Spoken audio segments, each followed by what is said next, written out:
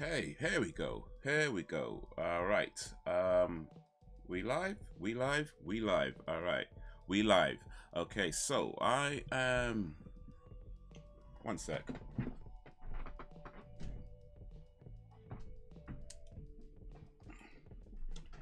All right, here we go. So it is a game. I wanted to do a game stream on Thursday. Didn't quite happen. Well, it didn't happen because I was out. But I got a little time now. I got a little time. So I figured, you know what? Let me jump on this thing. Let me do a quick game stream. Well, I'm not quick. We'll see how long it goes. Play for a little while. I think I need a bigger desk. But yeah, play for a little while. Play some Gears of War 4.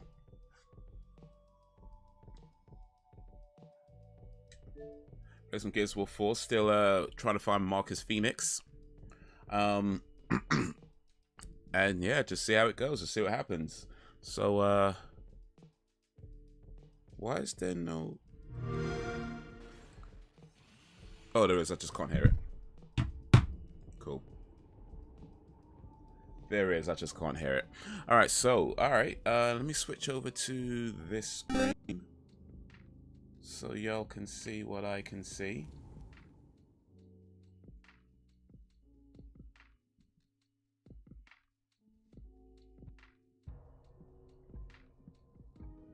Right, here we go. I think that's a decent setup that I've got now.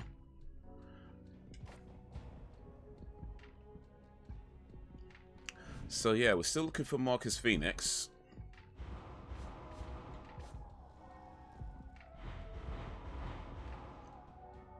He got swallowed up by the I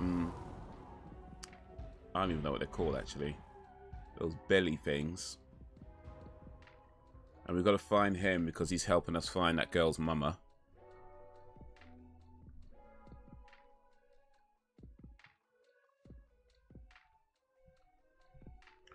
Act 3, Chapter 4. Or Part 4. Oh, snap. Let me take cover.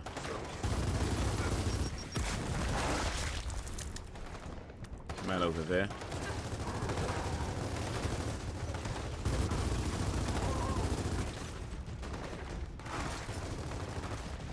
Dudes up in the distance.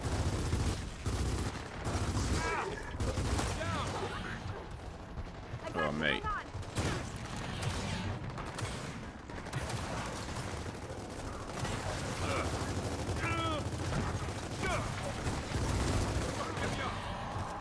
No, they're getting a bit too,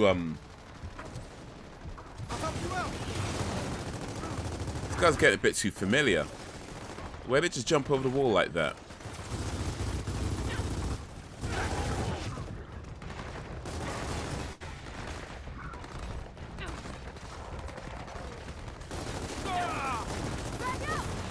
Oh. Damn it, I'm down. Oh, flipping out, man. No, these guys get a bit too familiar. Though, where they just jump over the wall while I'm there. We've got drones.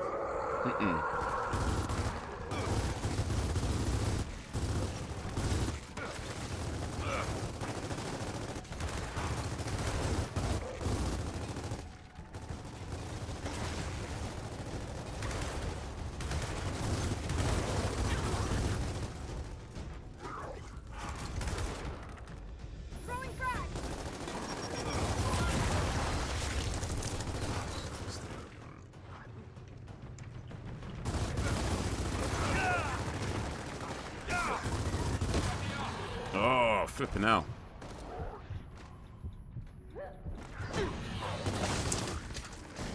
Getting down and taken apart, man. This is not how it's supposed to go. Alright, let me back up a little bit, because...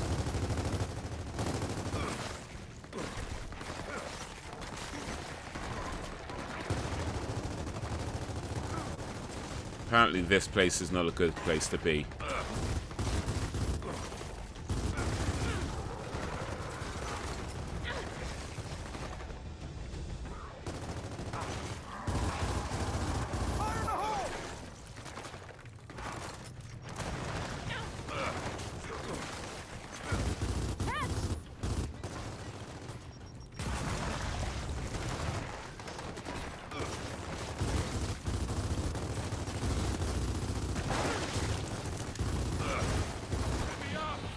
Hey.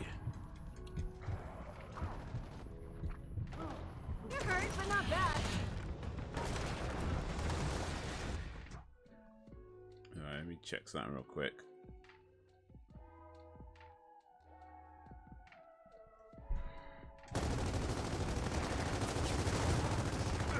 Crawling's not gonna help. Damn it, mate. Got to revive.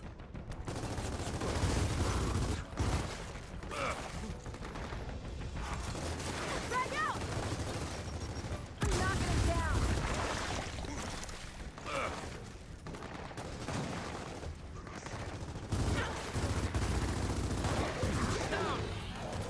Oh, mate.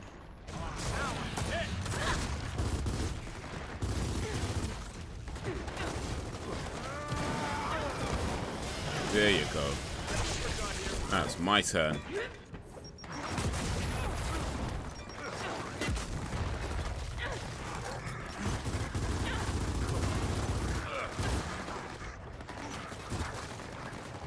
Use some help here! I got it. Oh, snap. And you're back.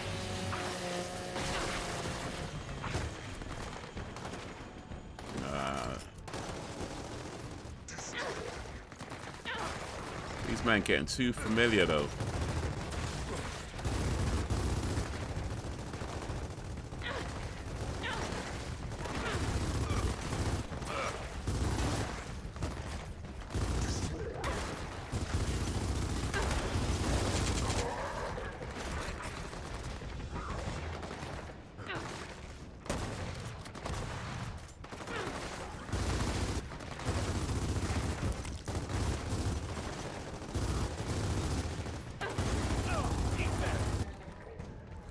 I think we've got most of them. How's that feel? They locked us in! Oh, mate, there's more of them. Sniper! Ah.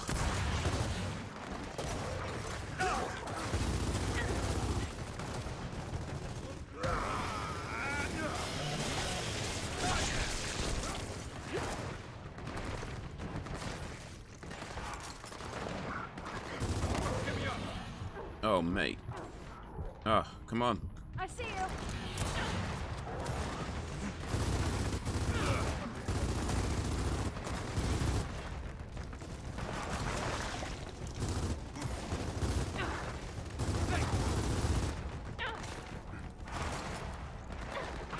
I'm down. Hang on, I'll be right there. Come up, come up.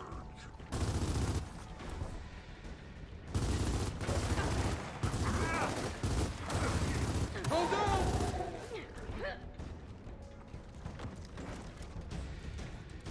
Oh, we running mad low now.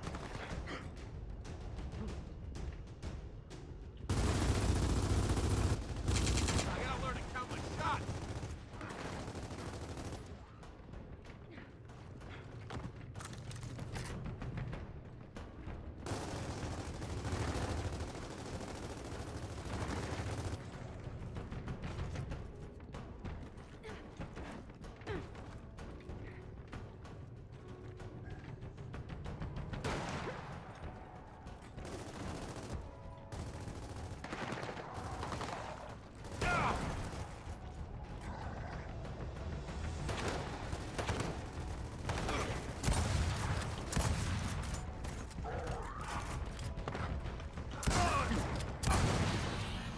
Oh, That should do it. shoot. Ooh. Too close, man. Too close.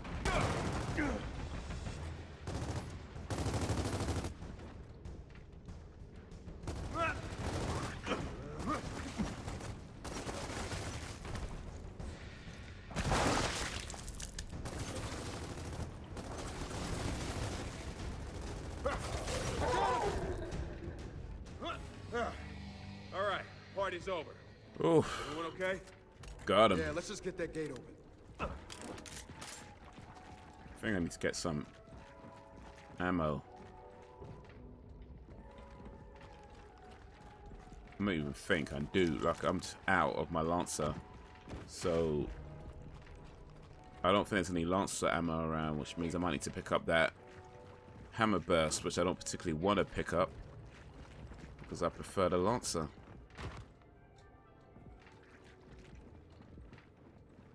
All right, let's go already. I'll put this to good use. Can always use more.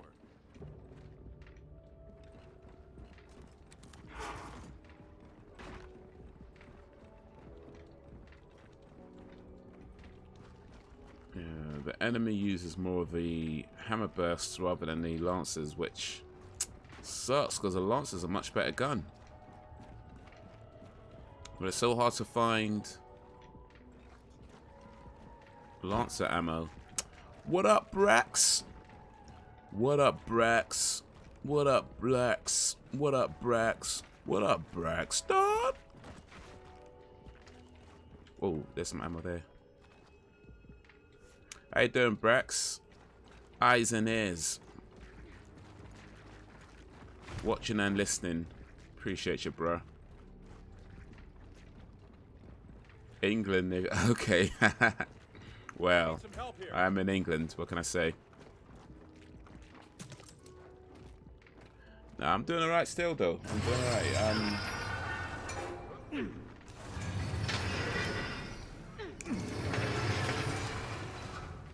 Did some driving work today. If we're looking for an Hopefully. island mine, why the hell are we down here? We go where the Snatchers go. God willing, These catacombs link I'll up be to the mines doing a podcast interview tomorrow with a Twitch streamer. These catacombs have to be hundreds of years old. Yeah, 700, 800 But yeah, years man, maybe. doing alright still, doing alright. How you People doing, they man? buried down here. Who were they? How's your day going? How's your day Warriors, been? Kings. Wizards? Not living that one down, am I? Nope, afraid not.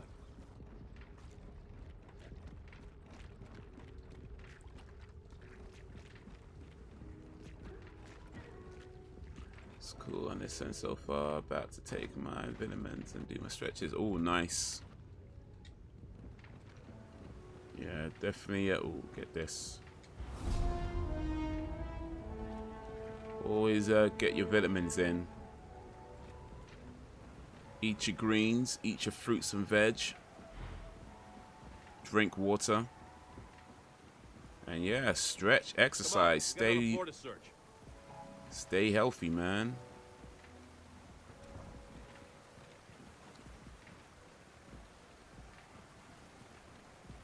You know, the more you get into building healthy habits when you're young, the easier it is to maintain as you get older. Huh, big door. I'm learning to hate big doors.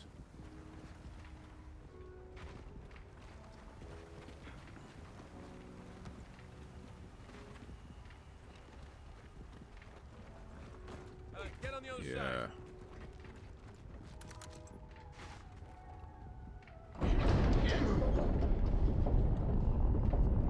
I mean, why do they need two people to open the door when each person just pushes a half anyway? They could just open one half of the door, or whatever.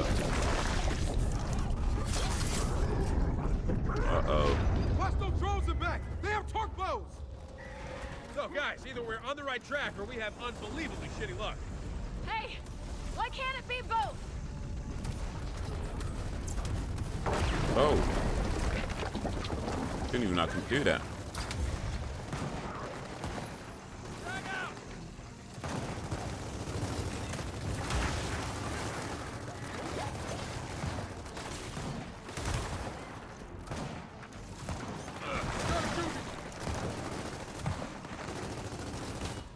Yeah, but that's cool. Ooh.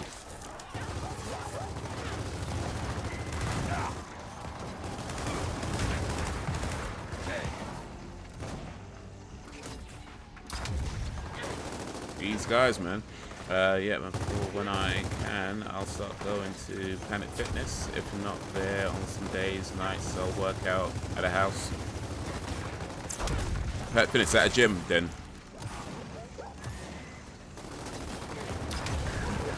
But yeah, even if you join the gym, I personally still think it's a good idea to be in the habit of working out at home anyway.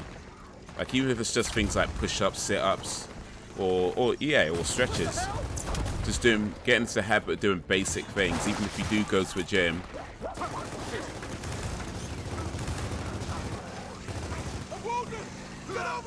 Oh shit.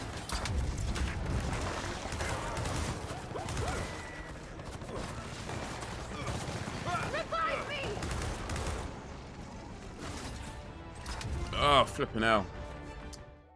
I was trying to revive my teammates, but got gutted.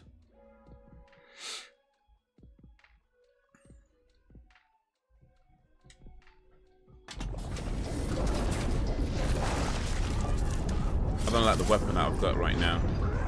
Hostile drones are back. They have torque bows. So guys, either we're on the right track or we have unbelievably shitty luck. Hey, why can't it be both?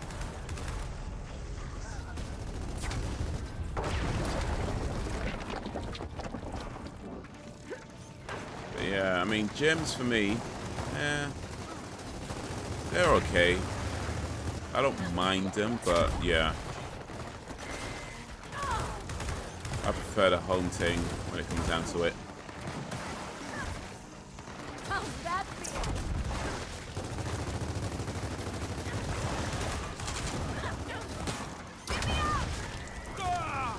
Ugh.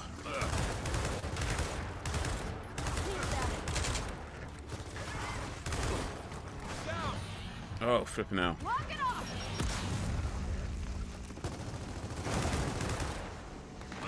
Good save.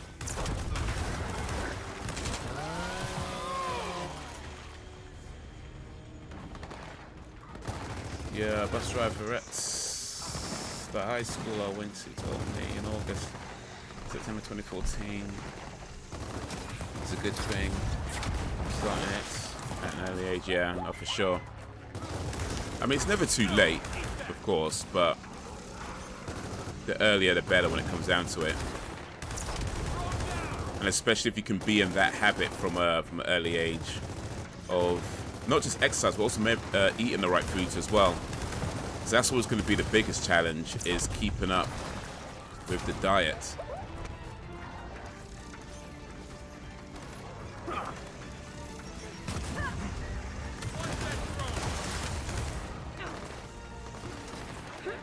So yeah, building that habit when you're young makes it much easier to maintain as you get older.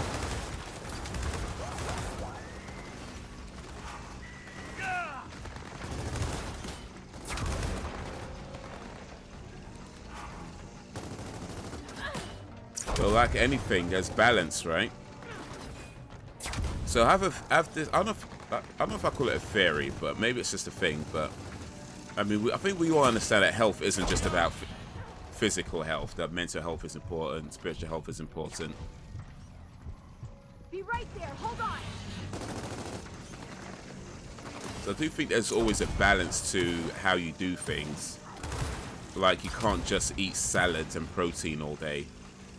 You know, I feel like things like chocolates can be healthy. It's just how you do it. You know, you don't eat chocolate every day. You don't eat burgers and fried chicken every day. But once in a while, then it can be healthy because it helps maintain a mental balance. There we go, on walks, yeah, or bike riding. Good for the legs along with the rest of the body, blood flow, hot, yes, indeed. You good? Indeed. Nice.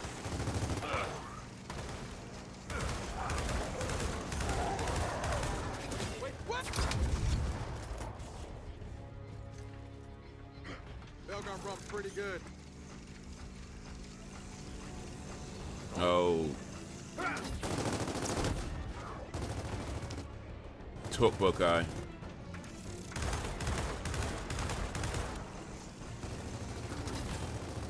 Two talkbook guys.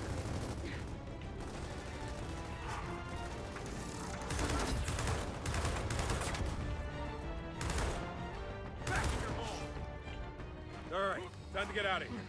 Haven't seen a snatcher for a while. Oh wait, you want Lancer back? Need some ammo for it though. Good. Ammo. There we go. But yeah, man, it's all parts of maintaining a healthy lifestyle. You know, that balance, mental balance, physical balance.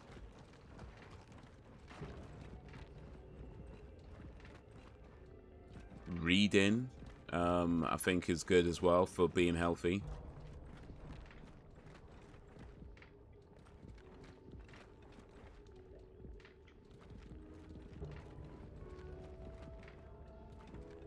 I don't think I want to talk about actually. The door already.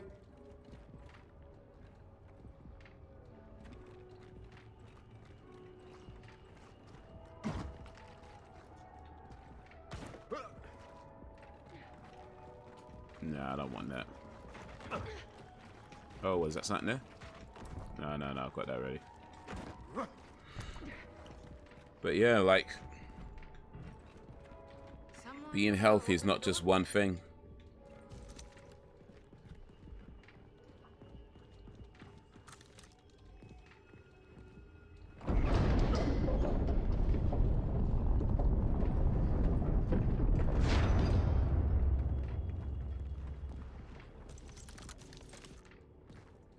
Del, you said kings are buried down here. Well, that guy was definitely king of something. Or king of nothing. Just saying. Just saying. It's the wrong way.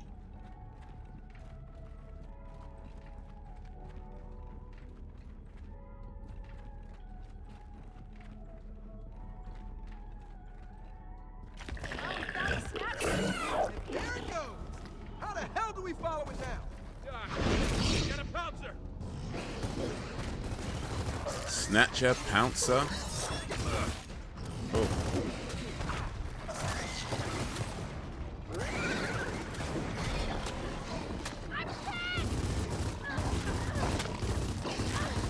Not a good idea. Ah, damn it! Ah.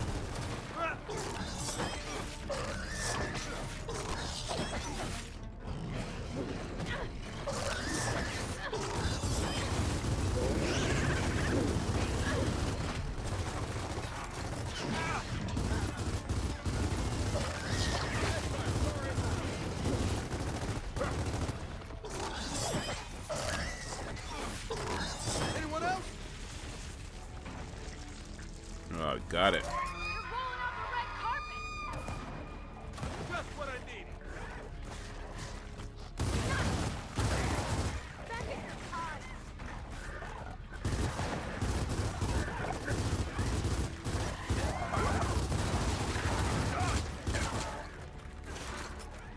Ush, ush, ush.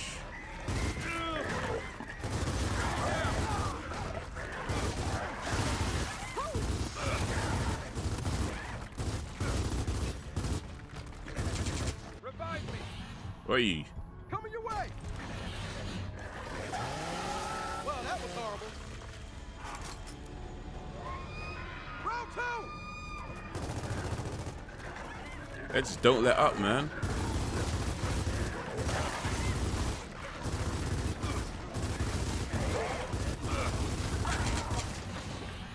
Shoot, shoot, shoot, shoot, shoot.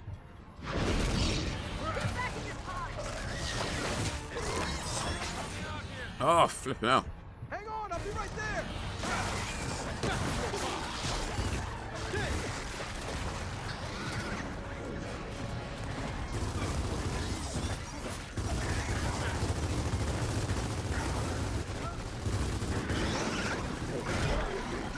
Oh. Damn, this thing got me. Ugh. It is so hectic. Alright, let me switch.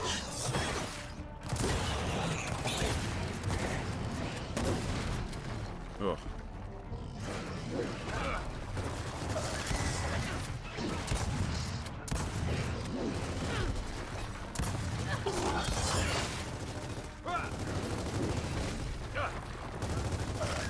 Oh, shoot, shoot, shoot. Looks like some ish from 30 Days and Nights. And yeah, yeah.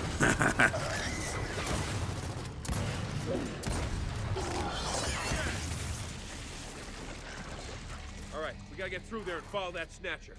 Yeah, sure. But, Oof. how? Oof, oof, oof. 30 Days and Nights. I saw that a while ago. I ain't seen it for time, though. It was a good movie, though. It was a good movie. It was like the vampires. No, it was no. Yeah, I mean it was vampires. But it was, what was it like? There was a time of the year where the night lasts like 30 days. Anyone find anything?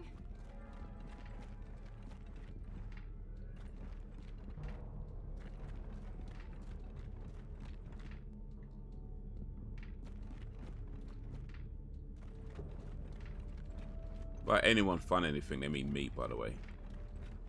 I've seen 1 and 2, same. Yeah, it's been some years. There's a part 2. Hey, there's a hole under this thing. I'll be pushing it out of the way. Thanks. Can we not do rock, paper, scissors this time? Or as Dell likes to call it, paper, paper, paper.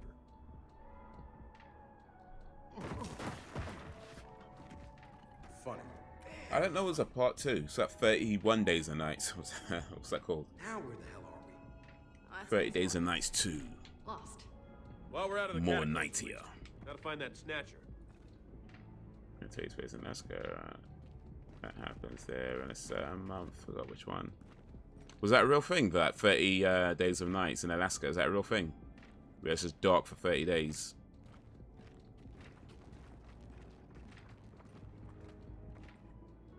Mine now. Anyone up for cutting through that gunk?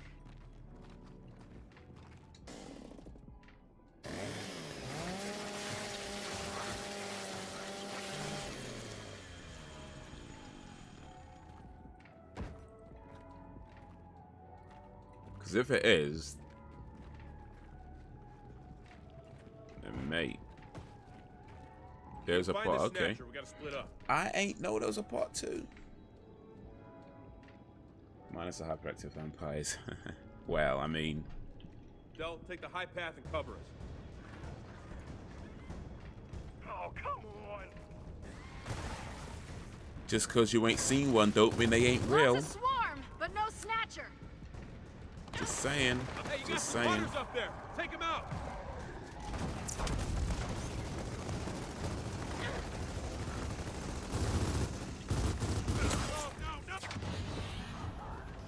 Oh. Gotcha. Time for some payback.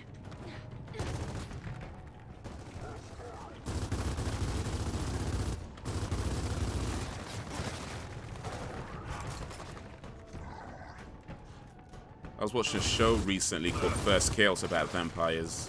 It's on Netflix. Sure,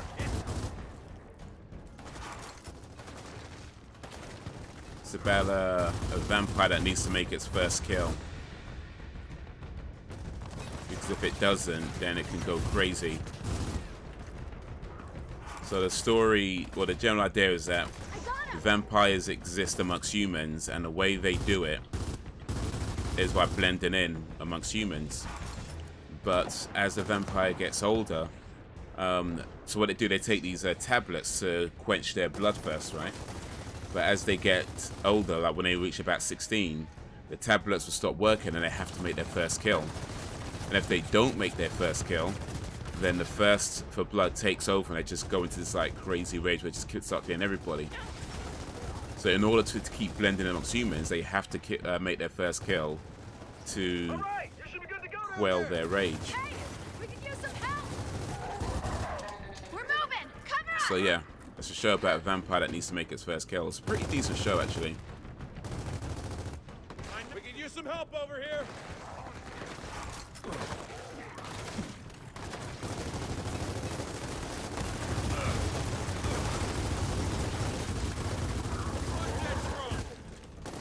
I'd love it if they were, since I'm a vampire fanboy and there is a vampire subculture. Would you want to be a vampire? Thanks for the hell? live forever, but it could only stay. You can only come out at night, and you have to feed off humans to survive. Would you want that? Does that sound like a? Help him out. That sound like a life. So I feel like vampires have a very cool kind of mystique, you know, ethos. Well, ethos was word. Image to them. But I don't know if I'd want to live forever. That just sounds like a long time, and especially when you could only come out for like part of the day. Like you can't. It's not that you can go out during the daytime. You can't go out during the daytime. You got to be indoors. Oh, I need some help. Come on, you're good to go. There you go. Oh, I need. Well,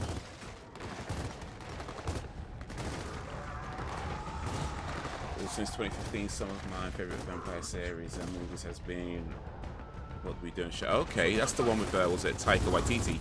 I haven't seen it, but I've heard of it. Oh, look at that. Teamwork. Yeah, too bad we still don't know where the hell we're going. Yeah, details. But yeah, but First Kill was pretty cool though. It's kind of like it's like I mean I describe it as Buffy the Vampire Slayer meets Romeo and Juliet. That's how I describe it. It's not quite a one-on-one way of describing it, but there's definitely elements of Buffy the Vampire Slayer in there, and definitely a lot of elements of Romeo and Juliet in there. Though it does ultimately do its own thing. I feel like those are in my opinion at least, those seem to be like the two biggest influences on the show. Buffy the Vampire Slayer. Actually, maybe the Twilight series as well. But yeah, Buffy the Vampire Slayer, Twilight, and Romeo and Juliet seems to be the biggest influences on that show from what I can tell. But it does its own thing, and it was a pretty cool show in the end. But unfortunately, it got cancelled. Netflix cancelled it after one season, which seems to be a habit of Netflix, just cancelling shows after 1 or 2 seasons. Yay, more door snot.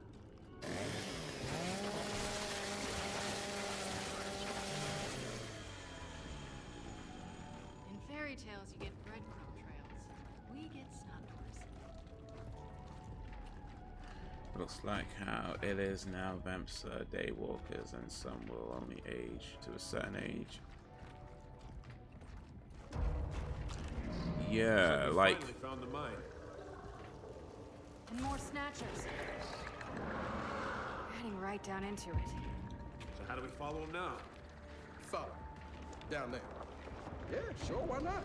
Maybe we use that old ore transporter. Looks like an elevator to hell. Well, good. Because that's where we're going. yeah, I mean, I guess it's not a bad idea to Is that ore transporter safe? kind of mix up the whole kind of vampire lore a little bit every now and then, because All the bodies down.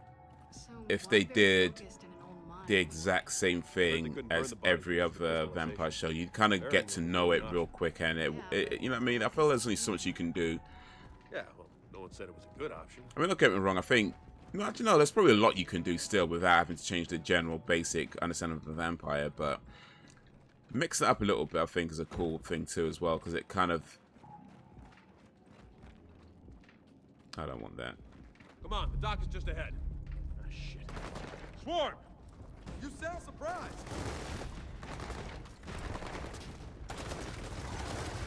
So it kind of keeps you guessing a little bit as well when you don't always know which type of vampires you're watching.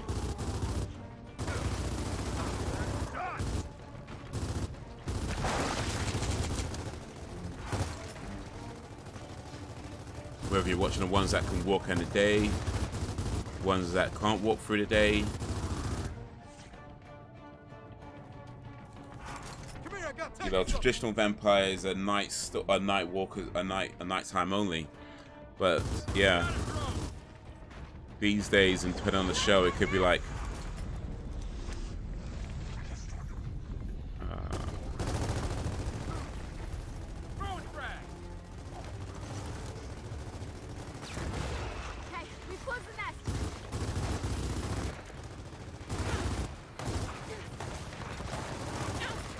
I would be one, even as a vampire.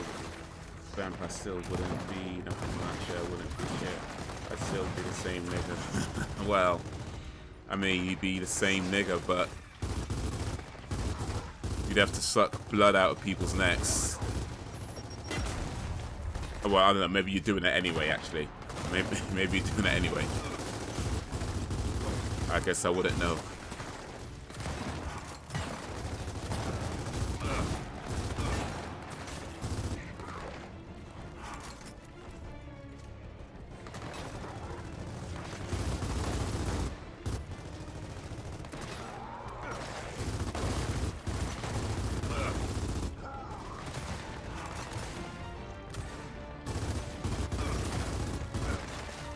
Braxton the vampire.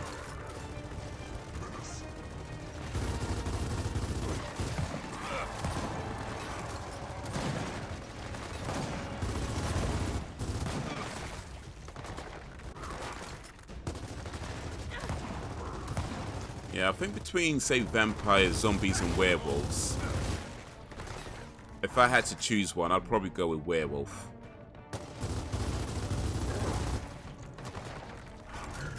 If I had to choose, I'll go with werewolf. I think, like,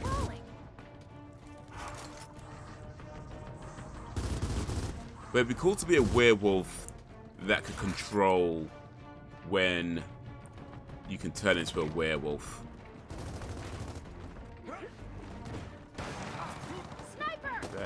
Got a call. I missed what you said. Right, no, I didn't say too much. I was just saying that you were saying about being the same guy. And, yeah, it was just that, really. But yeah, I was just saying this a moment ago that if I had to choose between vampire, werewolf, and zombie, I'd go with werewolf.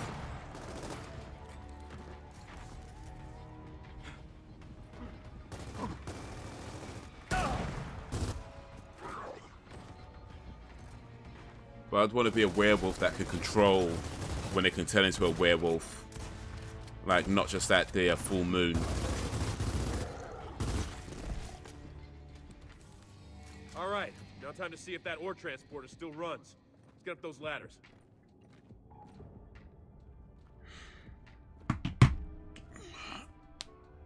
Act 3, Chapter 5.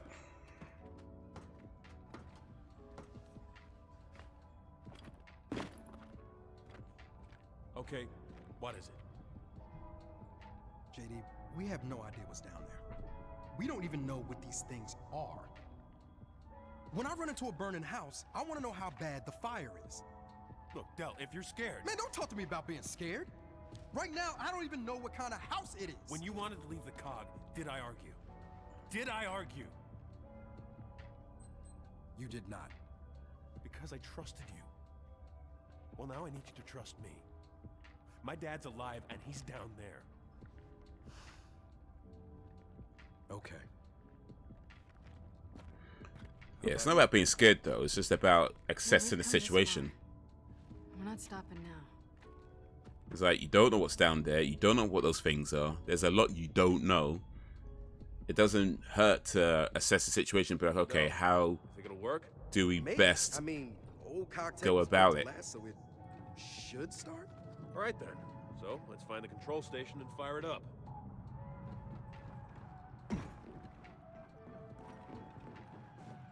Anyways, I'll still be the same bastard ass Is turning this ninja. thing on a good idea? The ones I who mean, are half human, half seriously, vamp are look at called dampires. So how are you half human, half vampire? Does that mean that you only suck blood on weekends? Like, how does that work if you're half human? Or is that to do with like day walking or something? Because even if you could walk through the day, if you have to suck people's blood to survive, you're still a vampire, right?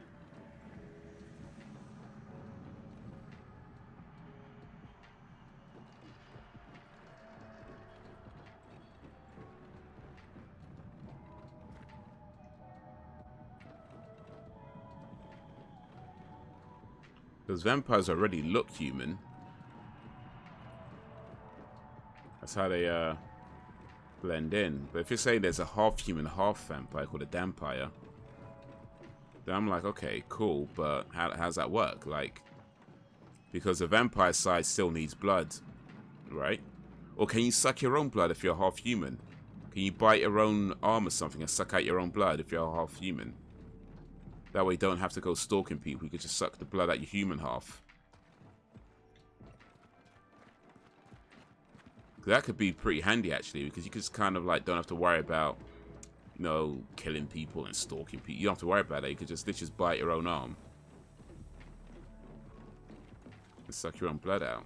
That could be, I think that might come in handy, actually. It saves a lot of time. Huh. Okay, that's weird. They left the fabricator in here. Huh. I wonder if it still works.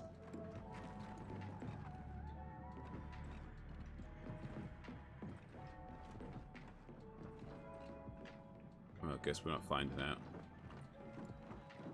Oh, wait, here we go. Here is how it's been. Okay. Business. Yeah, great. We turned on the lights. So why didn't the And engine the start? person has appearance who's human and one Probably of out of them. fuel. And Could try that's switching to the how they reserve. come to be. Okay. Where do we do that? Damn Just across Pierre. the way on the lower Okay. bridge. All right, on it. I'll stay back and fire it up when you're done. Damn Pierre. That's probably like some dude called Pierre who like banged a vampire and he told his friends about it. They were like, damn Pierre.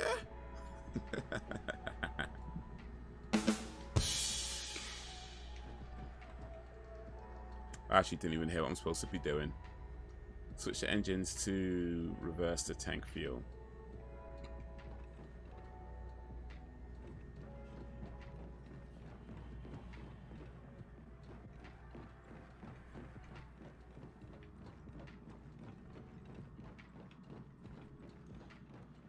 I guess if I'm gonna be a vampire, I'd rather. I guess a half human, half vampire ain't so bad.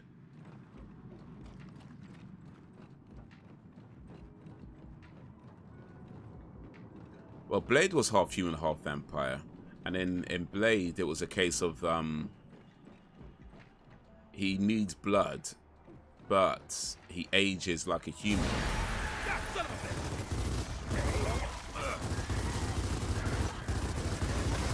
But you could walk through the daytime. So I guess Blade was a Dampire. Oh yeah, like Blade for example, and Rain from the two games, movies, Blood Rain. Okay, I haven't seen or played those, but yeah, Blade was half human.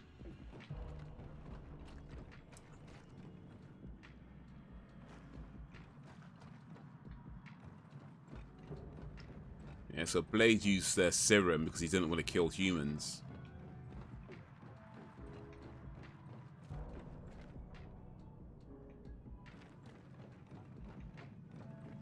But that serum didn't always, well, wasn't always available. Okay, we're going over here.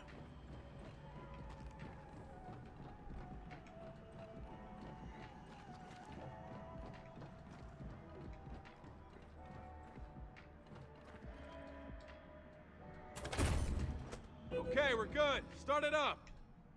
Here goes nothing.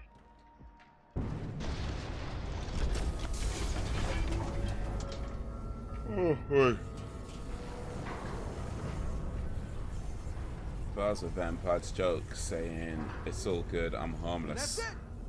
Now we go. You do But would you be remember we're going harmless? straight down into a giant hive of monsters, right? I admit. Or would you just harm less than most other vampires? Oh, I'm on fire today. We got a fabricator, right? I said we fortify the control deck. It's defensible. We can cover the breach points. Yeah, whatever. You had me at defensible.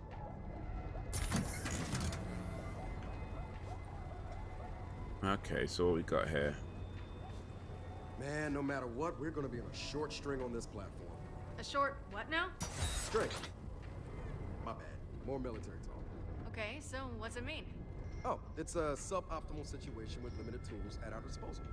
Ah, so pretty much the usual then. Yeah, pretty much.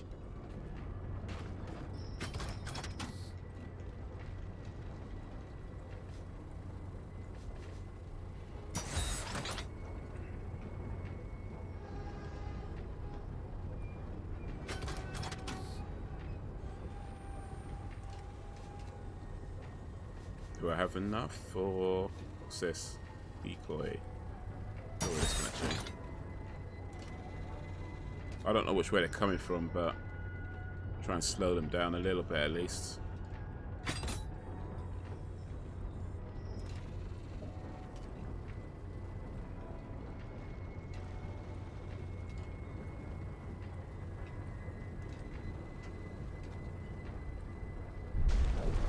Guys, you hear that? What the hell's going on?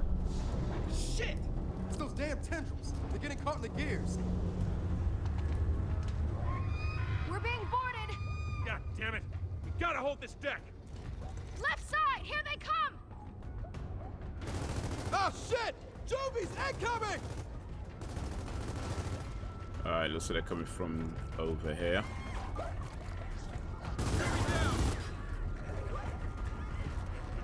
Bunch of them over here! Help me!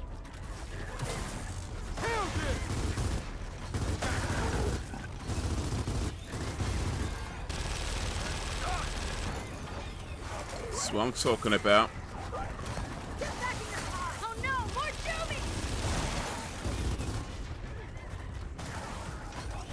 I don't think so! Hold your fire! Better luck next time!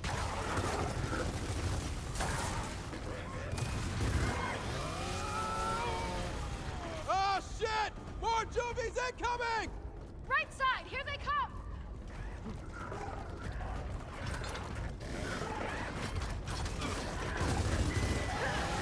Get back in your car!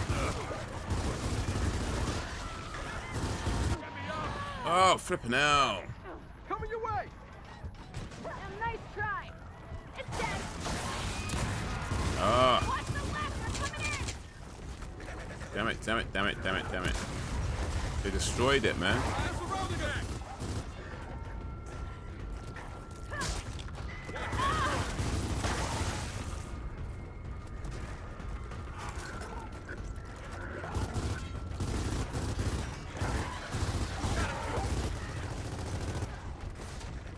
Sit down!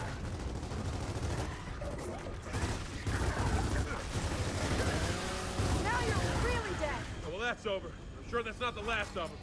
Then let's lay down more fortifications. Make things as suboptimal for them as possible. Wow. You keep talking like that, Jen might make you a second lieutenant. Oh, really? Because I'd rather die in a fire. Hey, the way things are going, you might just get your wish. I mean, he's not wrong. I'm just saying.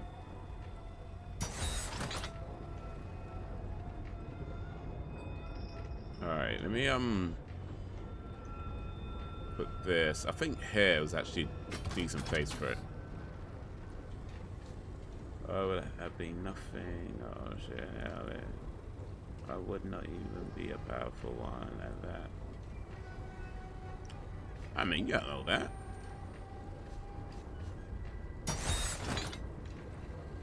You know. I mean, ideally you don't become a vampire because that could. I'm not particularly convinced it's a good thing. But you know, if you did.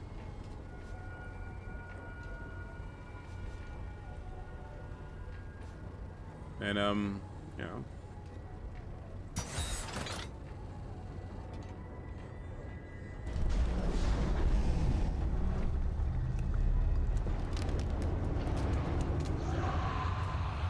We're getting boarded again! They're coming in from the right! And now we've got drones!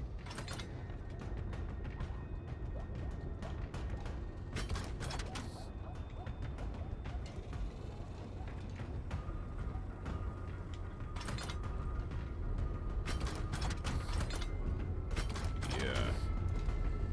There we go. I mean, I think the type of vampire you become, though, at least according to the stuff that I've watched on vampires, largely depends on which vampire turns you. You know.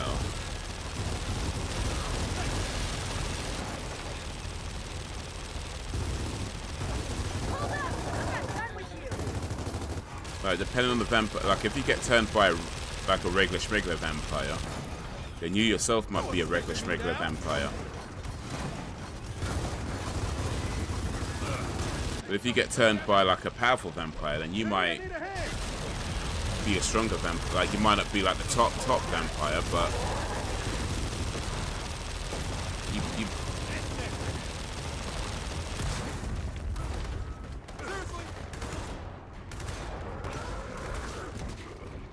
you might be a decent vampire at least, yeah.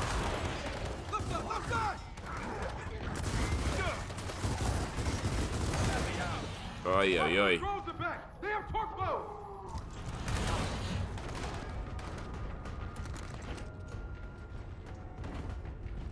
Are we hiding?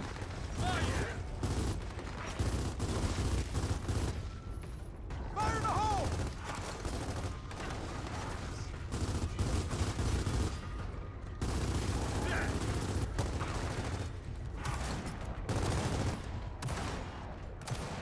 Get back in your nest! I'm down! Hurry! I got you.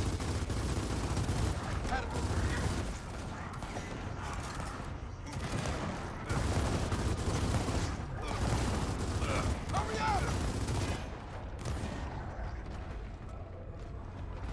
You gotta help me up! I thought I was stuck. I'm on your side! It's dead! Work! Ooh. That was bullshit! These guys just getting themselves killed up. Revive me!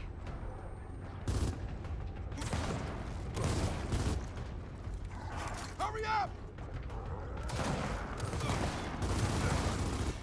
Get up! Stuck in your hole! I guess someone's gonna stay back here and revive these dudes. Their man just get themselves killed up. Make me shoot you! Thanks. That's how it's done. Damn it, jammed up my gun though. Back in your hole!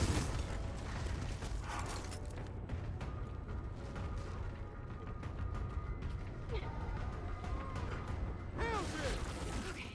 Feels like we really kicked the hornet's nest here. Nah, it's more like we kicked it, played catch with it, and then wore it like a hat. That sounds like more of them. Gotta fortify this deck. Alright, got more fabrications to do then. You know what? I'm gonna put this here. On this side. Let's see if I can, wait. Yeah, I've got enough one.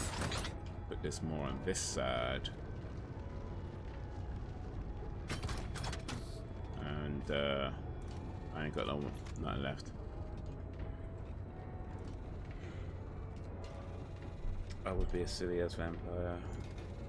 Though I'd have unique abilities, I still wouldn't be impressed with ass. You wouldn't be impressed with ass.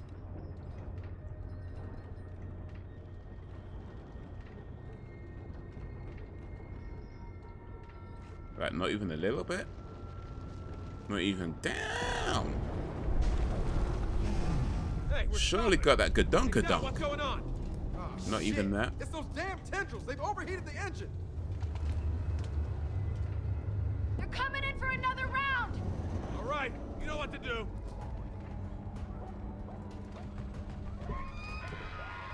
We got swarm on the left! Oh no, more juvies!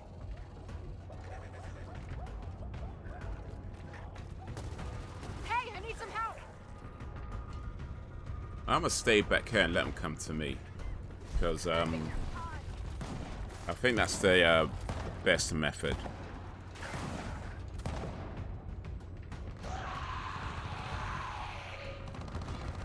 Or maybe go out and shoot just a few. Heads up, more drones. I'm gonna be naughty.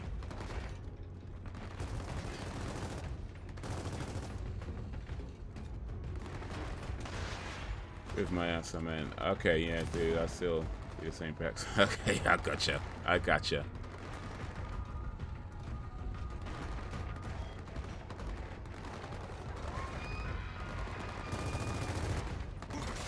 Shit! They're on the right!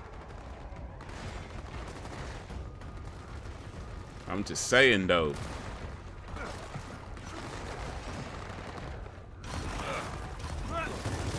When she got that gadonka-donk. When she got that bunda.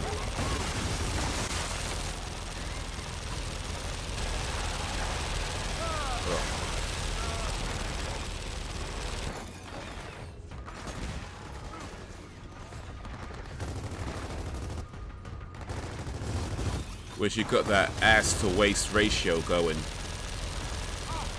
Just saying. Just saying.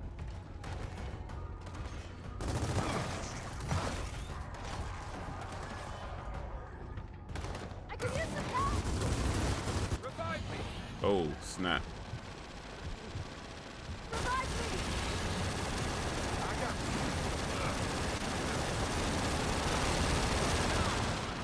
you. Oh.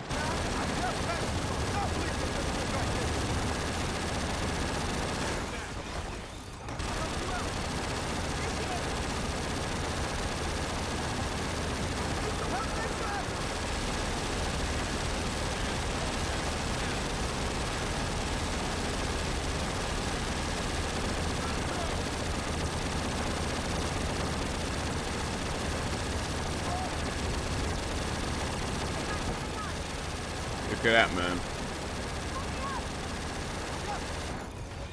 Well, I'll say, let them come to me. I've got something for them.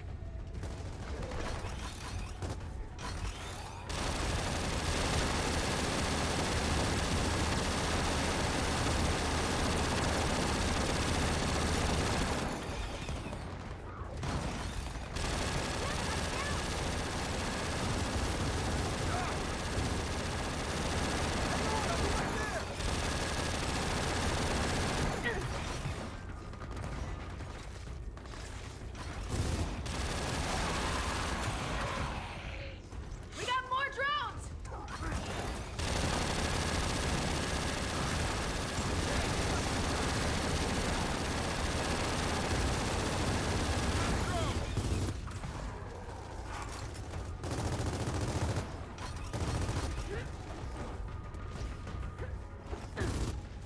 Nah, he's We're done. pinned down here. Take out those hunters.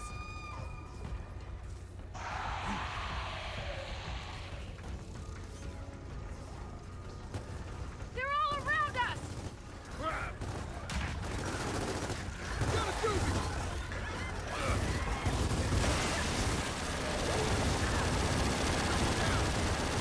Check your aim.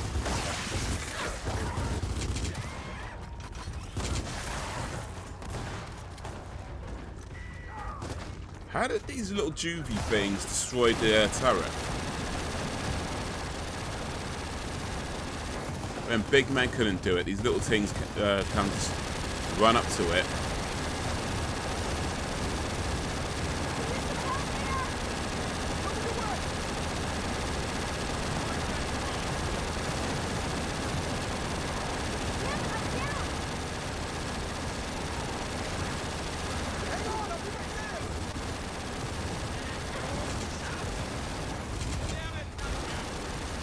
I'm out, man. I'm out.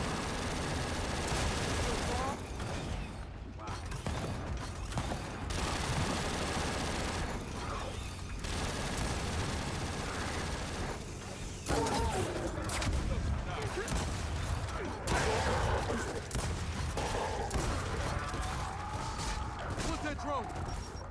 What's up?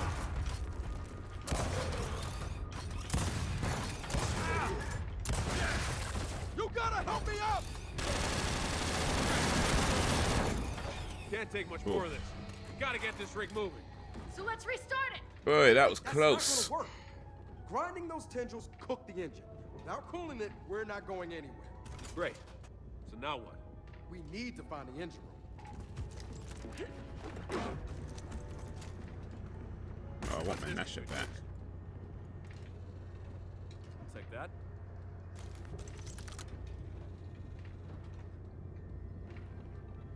Oh, it's all hammer burst now, isn't it?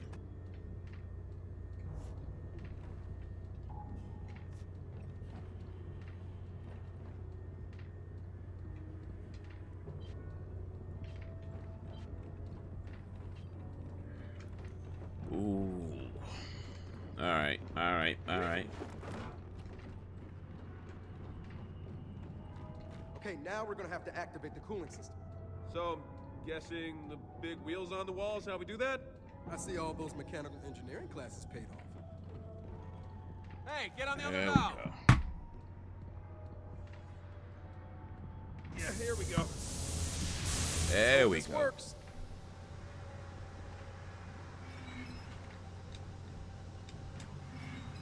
He makes these big ass wheels though. Now, we let the coolant do its job. Good, we're moving again. Uh-oh. You hear that? Looks like we're not out of this yet. Come on. Oh, there's more of these things.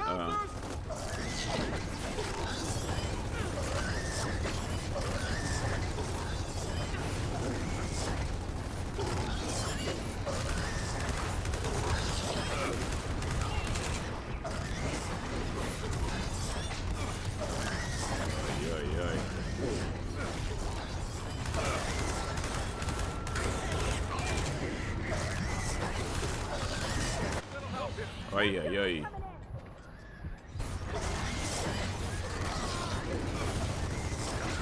These little...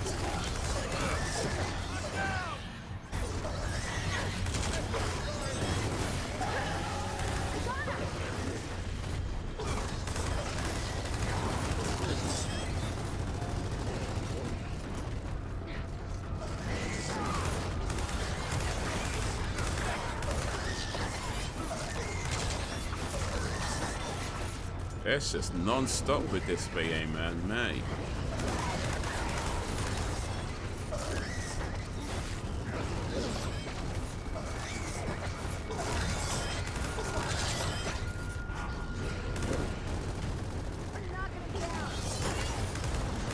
We got more zombies incoming!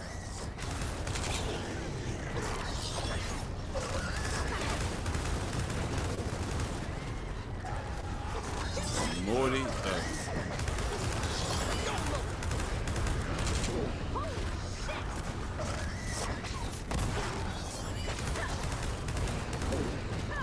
It's bad enough you've got to face these like pouncer things. Knock it off!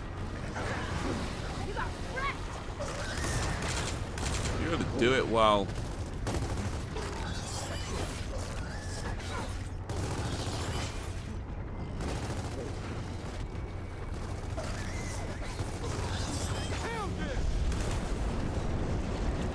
This platform keeps getting faster! Dell, what the hell's happening? I don't know! Can you fix it? How the hell am I supposed to fix it if I don't know what's happening? Ah, shit!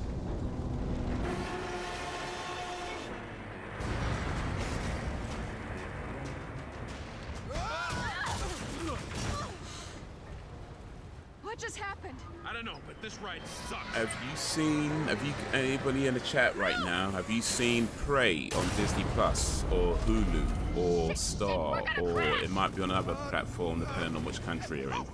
But have you seen Prey? It's the latest entry into the Predator series.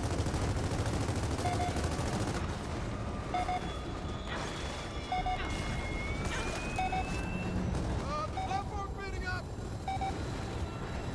We're running out of time here!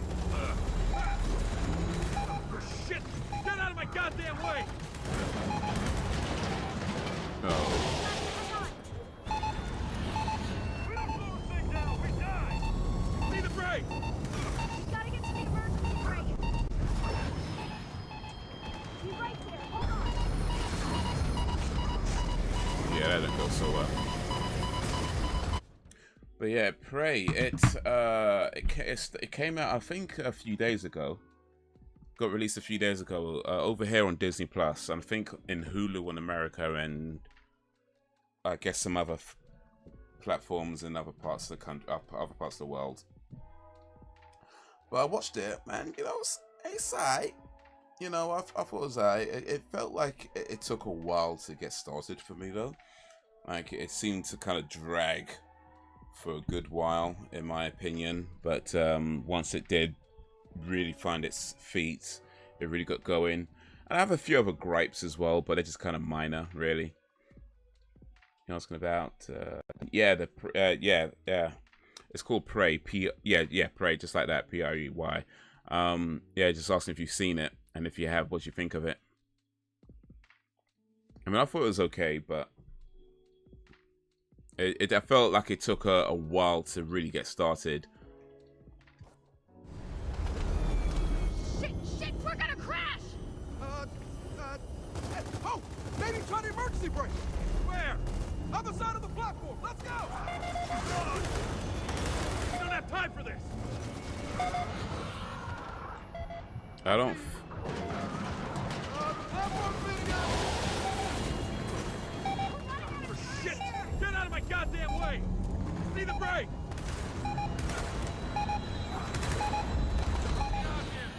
Oh, shoot. Yeah, I don't think what I'm doing right now is working, to be honest with you. I think what I'm doing right now is very much not working. All right, we'll try this again. But yeah, I'll say it's worth checking out still if you've got access to it in the parts of the world that you're in, whichever service it's on. Hulu, I think, in America. But yeah, it's worth checking out. If you like Predator movies, if you like Predator, then I think it's worth checking out. But yeah, personally, I did feel there was a few gripes I had. Nothing too major, but I guess the biggest one is I just felt like it took a while to really get started. It just felt like it was dragging a lot for the first maybe 40 minutes to an hour. And that's not to say that it's not a good film. I think it does have some really cool storytelling elements to it. But yeah, it did feel like it was just taking its time, and it's not a very long movie. It's only like an hour 40. So the fact it took so long to get started, and by the time it gets started, you kind of feel like, well, it's film's just about over now. So it's like, what was that? But yeah, okay. I mean, I thought it was okay. You know, it's worth checking out. I think it's worth watching if you like Predator movies. I don't think it's going to convince anybody who doesn't already like Predator movies to watch them. You know, I don't think it's going to convert anybody, but it does some cool stuff for sure. And yeah, overall, I thought it was okay. It's a tiny clip of the trailer, and you said you want to be a werewolf. That changes that well. Remember that difference between the animagus and a werewolf. Yeah, you told me. I don't remember it right now, though.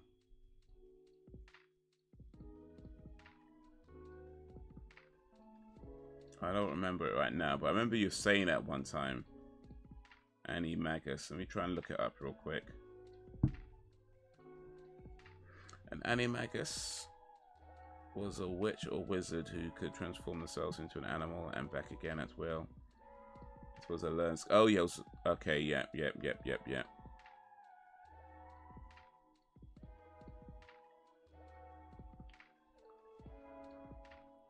Yeah, I don't know if I want to be an animagus specific. I mean, animagus is more like, okay, you could turn into any animal, which I guess is cool. But I think specifically a werewolf, like, because the thing is, when you're a werewolf, you don't remember what you do, like, as a werewolf. At least in traditional werewolf lore. Like, you just kind of go into werewolf mode, you go on some rampage, and then you wake up in some random place, and you have no idea, you know, what happened, what you did, or anything. You have no memory of it. And I think that's the bit that appeals to me the most. But so it'd be cool to be able to do it at will, and then just wait, but not remember that I've done it. You know, so I know that I'm a werewolf. I know that I can change to a werewolf when I want to. But once I'm into werewolf mode, like, I have no clue, I have no idea, I have no memory of what I'm doing. That's a bit that appeals to me. I don't need to be able to change into every animal. I feel like just the werewolf bit. It said that animators can change at will. Werewolf or she-wolf has no choice. Well, yeah, animagus is like in Harry Potter world. Yeah, changing into animals at will. I'm just saying that I wouldn't mind being a werewolf that can change to a werewolf at will. I don't need to change it to birds and pigeons and whatever, but just a werewolf. You don't have American Werewolf in London, pun intended. I mean, that's a movie. So yes, American Werewolf in London. It's a movie. It's a pretty good movie actually. Came out in like the 70s, like late 70s, early 80s maybe. But yeah, they made a sequel to that called American Werewolf in Paris, and it was terrible. It was so bad. But American Werewolf in London, if you've not seen that film, it's a good film. It's a good film. Shit, we're gonna crash! Oh!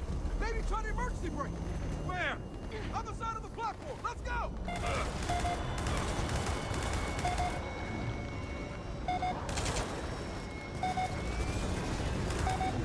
The platform's hitting us! We're running out of time here! We don't have time for this!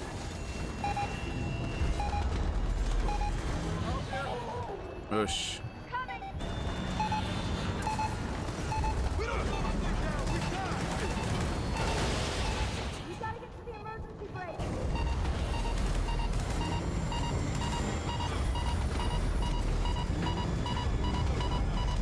See the brake! Eddie, we don't have much time!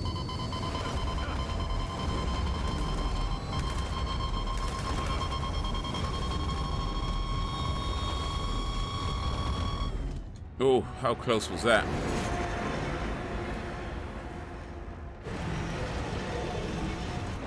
Yes, instead.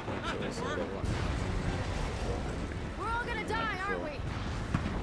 Yeah, so I like the idea of like just having no memory of what you're doing. You just We're kind of definitely wake gonna up in die. some random Brace place. yourselves!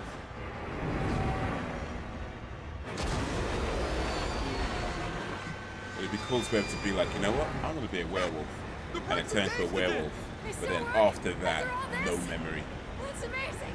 I don't need to know what I did. I don't need to know. Guys? I think we're good. Son of a bitch! Oz in the Buffy series.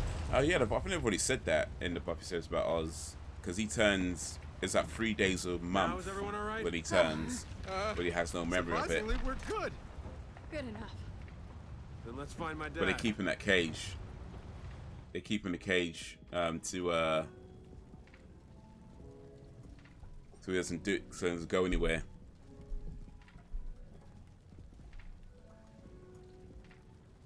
Okay, this is where those snatchers were going. Let's find out why. So the cog mined osmium down here. Seems like a big operation. Yeah, Lancer bayonets used to be coated with osmium. Well, until they tapped out the mine, that is. But yeah. I mean, Buffy is I've watched up to season Guys, let's head 3 through here. now of Buffy. So I've got season 4 and Angel to start as well. But yeah, I've watched all of season 3 now, and it's a cool show. Like, I like the show, but it definitely does some odd things. How is there still power down here? These old mines run off geothermal. So as long as there's a planet, there's power.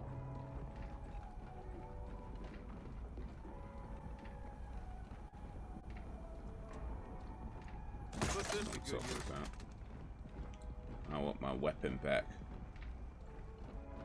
But it definitely does some odd things with the way it tells a story, because like it seems to be on this like drama kind of vibe, but then it's also this comedic vibe to it as well.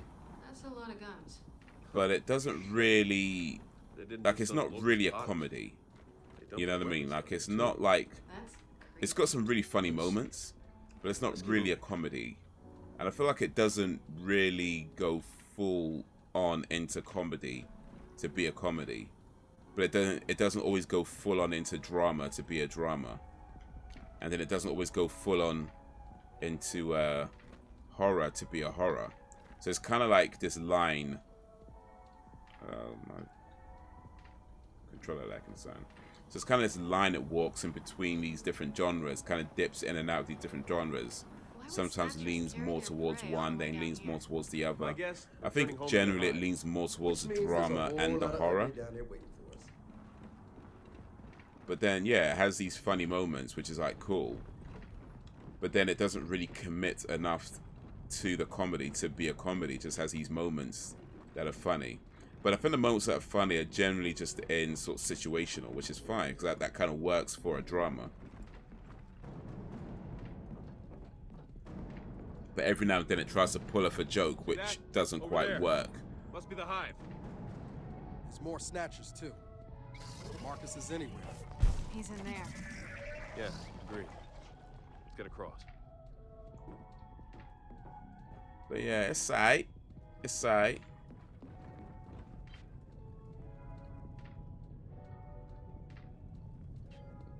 Apparently I'm supposed to watch Buffy Season 4, Episode 1, followed by Angel Season 1, Episode 1, and then Buffy 4, Episode 2, Angel 1, Episode 2, and so on. Because apparently that's how it was on TV, like Buffy, Angel, Buffy, Angel. And that's supposedly the... I don't know if that's the best way to watch it, but... that's supposedly, I guess, the most chronological way to watch it.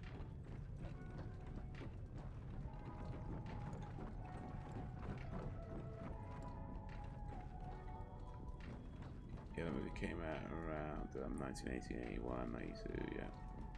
The main odd thing I see in Buffy is the wide age gap between Angel and Buffy. Yeah, that's just creepy, isn't it? That's just creepy. Look at this. A locust shell. Still intact, too. Which means we know one thing. Swarm our locust. So I heard locust shells are indestructible? Put it this way. You smash a diamond against those things, the diamond shatters. I know, but remember the crystals I dug out of that monster's hand? They look the same. Something's going on down here.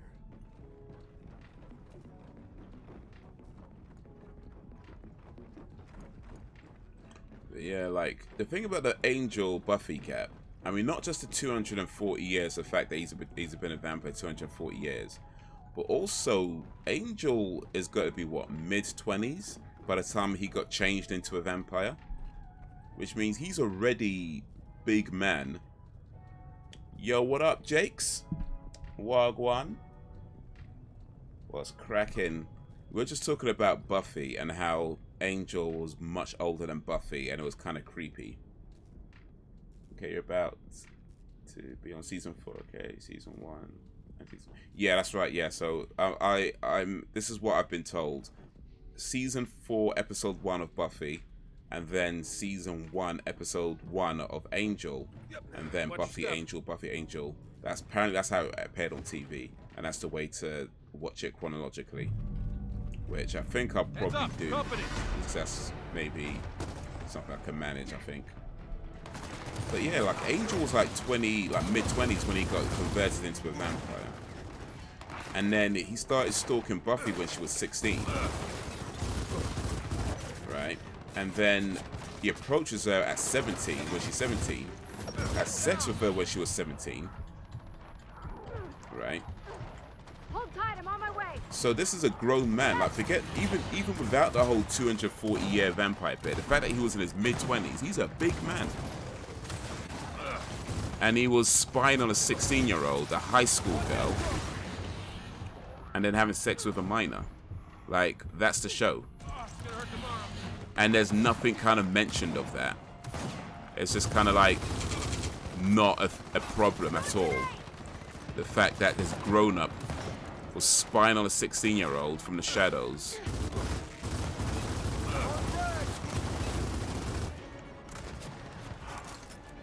And then has sex with a minor. Like, nobody seems to like mention this as a problem in the show. It's like, that's an issue, I think. That is a pretty big issue.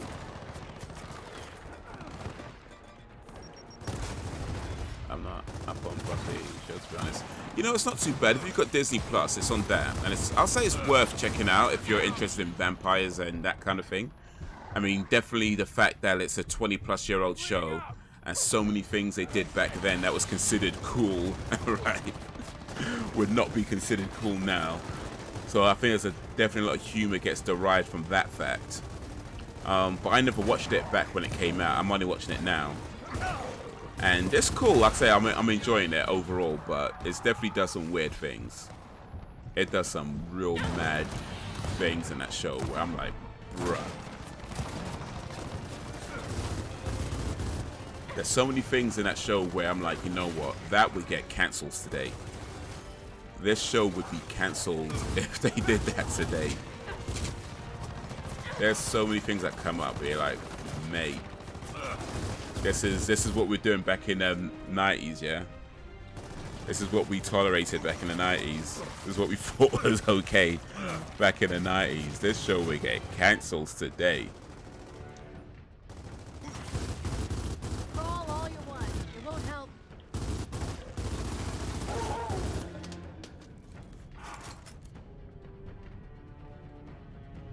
Yeah, I mean, in real life, he was around his mid to late 20s, and she was in her mid to late teens. I mean, in real life, I know Sarah Michelle Gellar was, I think, early 20s, like 19, 20, around about then when she did Buffy, or at least with the first season of Buffy.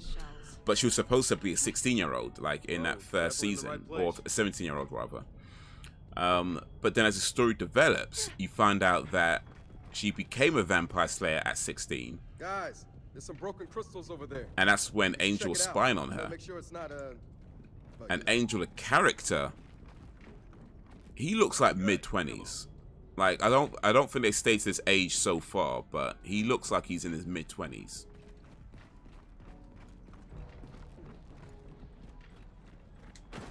So if he was already, say, 25 by the time he got turned into a vampire, and then 240 years later, he starts spying on a 16-year-old. Bruh, that's odd. You know what I mean? That's mad. And the fact that this show aired back in 97, 98, up until, what, 2000 or something, and that was never brought up as an issue, that's what's mad to me. It's like, that's funny to me. Because, like, back then, we would have looked at that and thought, whatever, right? That's fine. But now we look at it and think, yo, that's mad. That's mad. That's just one of the things of how culture changes over the years. And the way we see things and how that differs. Holy shit! Oh, this guy. Tell me that's not what I think it is. Alright, let me get some cover. I need to, Blake, mate. Angel is way older than Spike. I like Spike though, Spike's cool.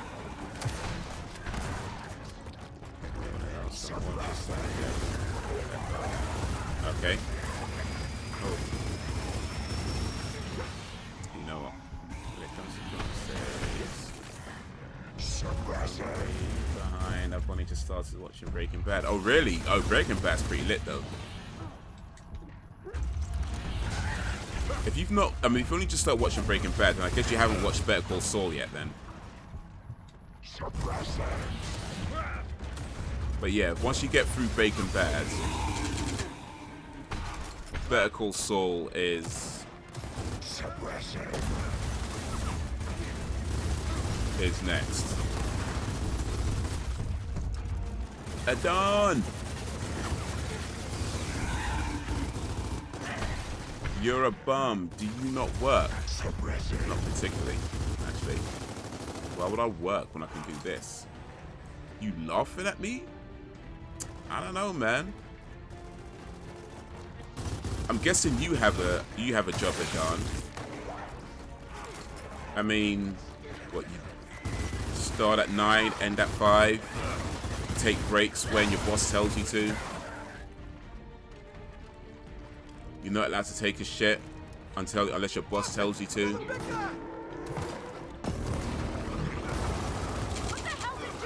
If you turn up late, you get fired. You really want to laugh at people without jobs though, Adon. Just saying. Shit, they're tough. He's been a part of the kill. Take him out first. Correct. I haven't seen Better Call. Okay, that's definitely one to watch. Once you get through Breaking Bad. I mean, I guess. Ooh, shit. I guess to be fair, you could technically watch it before because it sets before Breaking Bad. But still, yeah, watch Breaking Bad, then Better Call Saul. They're both great shows. I got you. Better Call Saul is in its last season right now.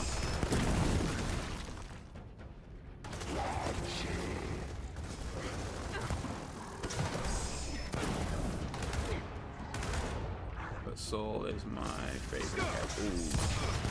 Saul.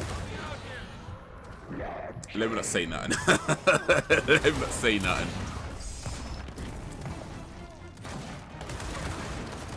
Let me not say nothing. Thanks. I'm good.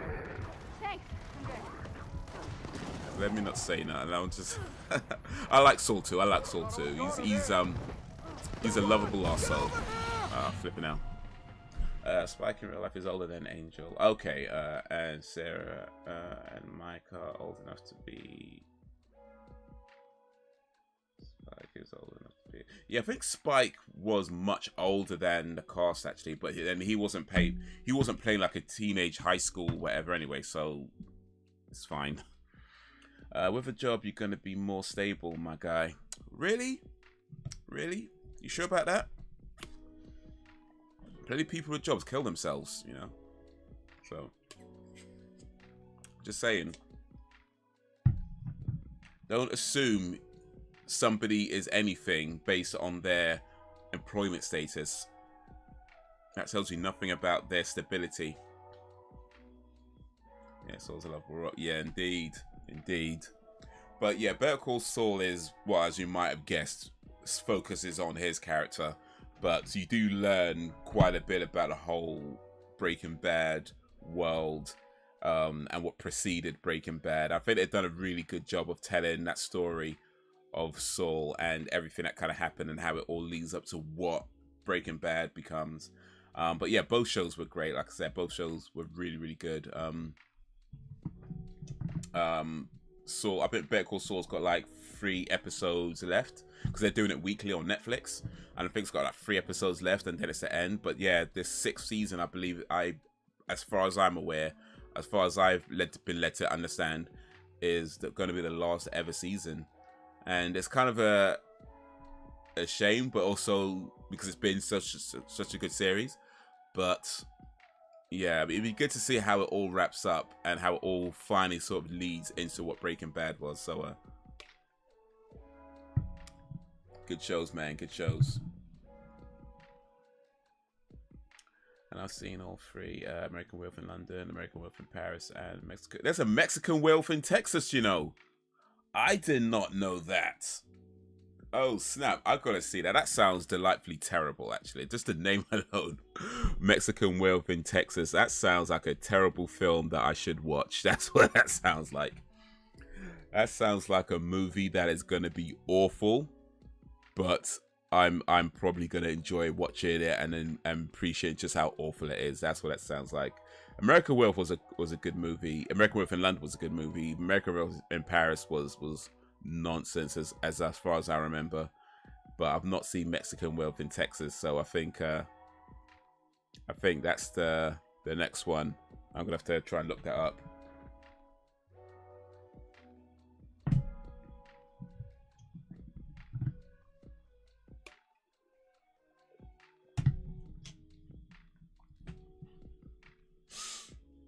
I'm currently on season 3, episode 10. Okay.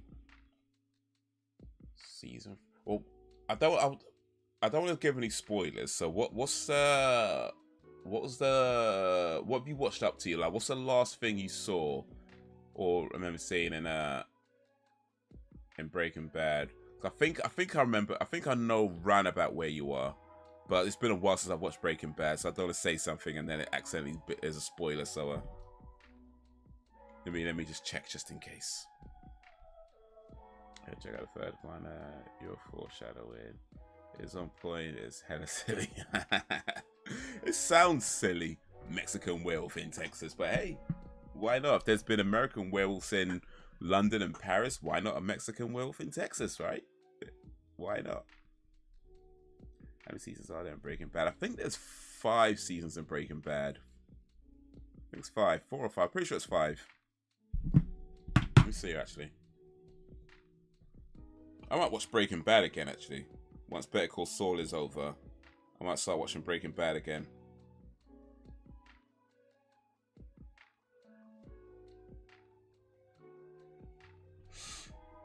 In Paris, there was a load of comedy in it.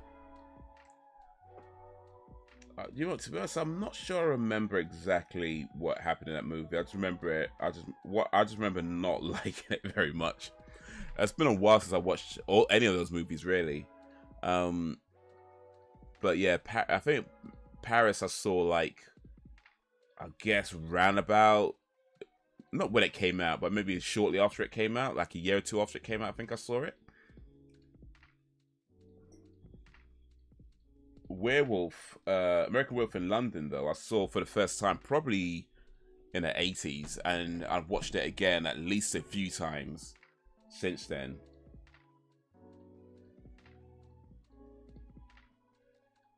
There you go. Breaking Bad is 5 seasons.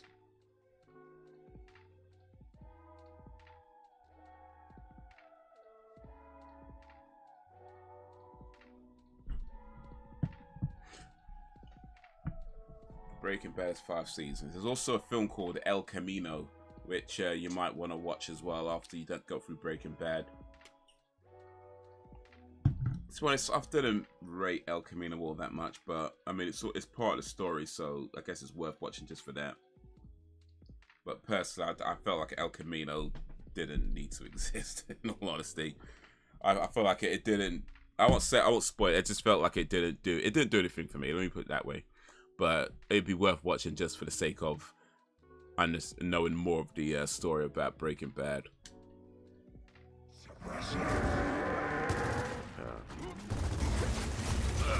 Oh snap! Let me get out of the way. Oh snap! Shit. Hang on, I'll be right there. Tell me that's not what I think it is.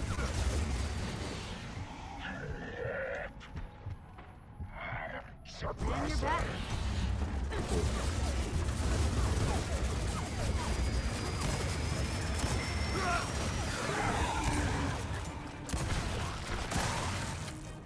your best.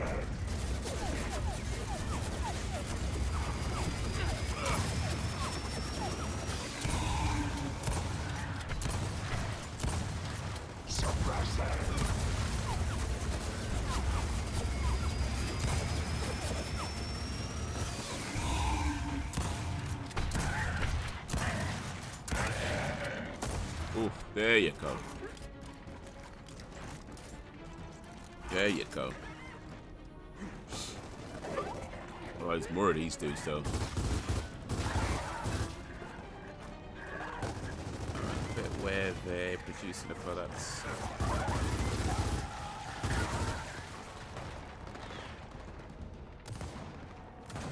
And Gus Streamlabs. Watch it! Another big guy! Here's the time. Catch that knife. Oh, yeah. I'm making it friendly. I remember that episode, yeah. I remember that episode. Shit, they're tough. He's made them harder to Yeah, kill. it's just like, That good. Good save. Need some help ASAP. it's just running around that whole lab. See you. That was bullshit. Just trying to catch this thing. Get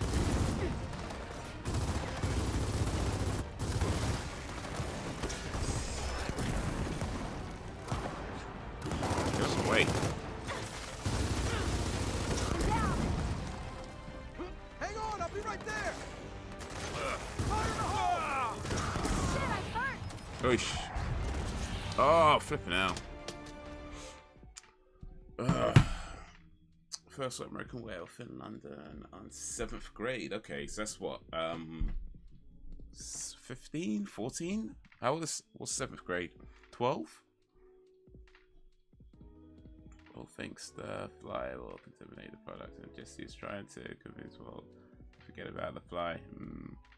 Does Hank regain the ability to walk again? Do you really want me to say? Do you really want me to say it?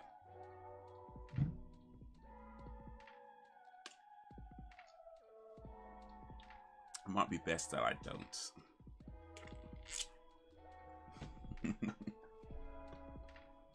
Yeah, it might be. It might be best that I don't. But I mean, what, season 3, episode 10? That's near the end of season 3, then, isn't it? I think that's near the end of season 3, because they're what, 13 episodes each? I think, something like that.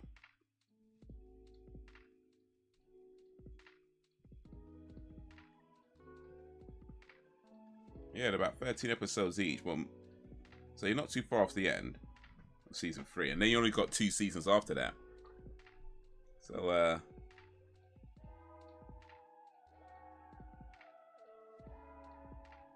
yeah, you're not far off the end. You're not far off the end. So yeah, okay, it's best I don't say. It's best I don't say. But yeah, it's been a while since I've watched Breaking Bad. At least a few years, I reckon. I mean, when did Better Call Saul start? I think Better Call Saul started about 5-6 years ago. Maybe more than that by now, actually. So the last time I watched Breaking Bad probably would have been maybe a year or so before Better Call Saul started.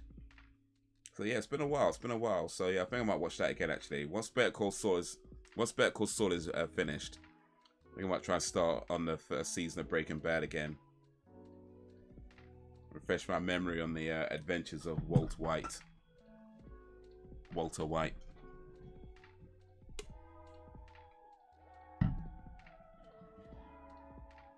He's gonna give me suspense. I wish I would have watched the show sooner. Hey, better late than never, man. Better late than never. Plenty of shows I don't watch till years later, like Buffy, for example. Dude, I mean, that show came out in 1997. I'm literally only watched it for the first time now. That's 25 years after it came out. It's not that I didn't know about it either. I knew about the show. I just never watched it. So yeah. Even though it's 25 years later. Never too late to catch up on old stuff.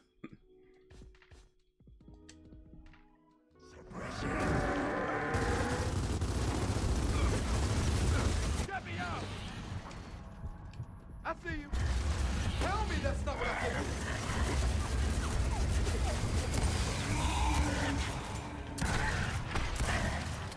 Suppression.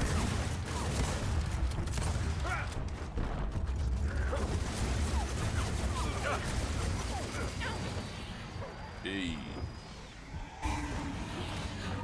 Oh, I got it, man. Damn it. Now you can add a Mexican werewolf to your watch list. I don't know if I want to do it for movie night, though. We'll see, but I'm not sure I want to do it for movie night. Maybe.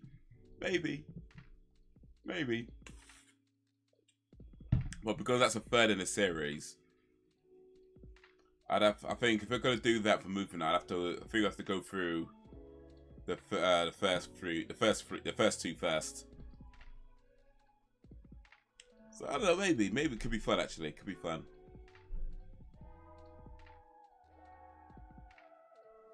The American Werewolf movie, special effects wise, was groundbreaking for its time. Yeah, I mean, at the first one, they did some really cool stuff with the werewolf transformation, as I remember. But it was a very kind of grounded movie. You know, it didn't. I guess back when it was made, it was kind of more practical effects rather than special effects. But yeah, just that at the time, it looked. I mean, I can remember watching it as a kid, and just like the bits where he was turning into a werewolf were so like they seemed real, like his hands just elongated and all that kind of stuff, and his shoulders just you know, it looked real, you know, and yeah, so I feel like that was pretty awesome. Personally love it. Yeah, it's a great film. American Werewolf in London. It's a great film. Jenny Agutter is in that movie, and so is Rick Mell is in that film as well. Yeah, Rick Mell has a small part in that movie. He plays one of the guys in the bar, where he says something about, you know, people going out at night and not coming back or something like that. I can't remember what he says, but he has a few lines in as this guy in a bar. But yeah, the legendary Rick Mel was in that film. So watching Buffy at 7 years old and automatically loved it. Was a question on Willow, Anya, and Kendra, but mostly on Willow.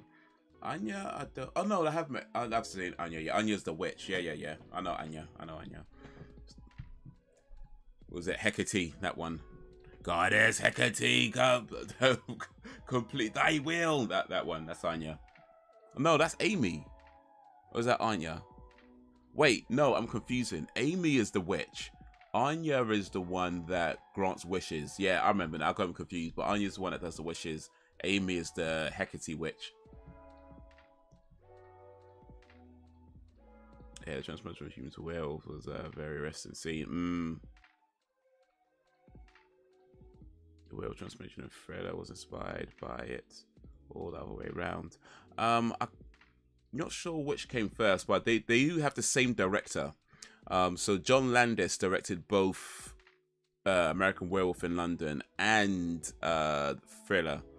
So yeah, they got the same director.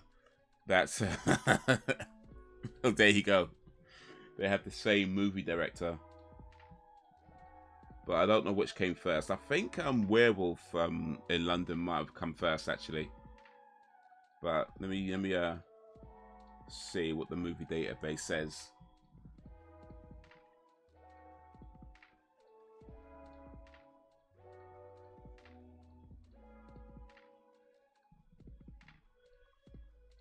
I think there's a reference to American Werewolf in London in the Thriller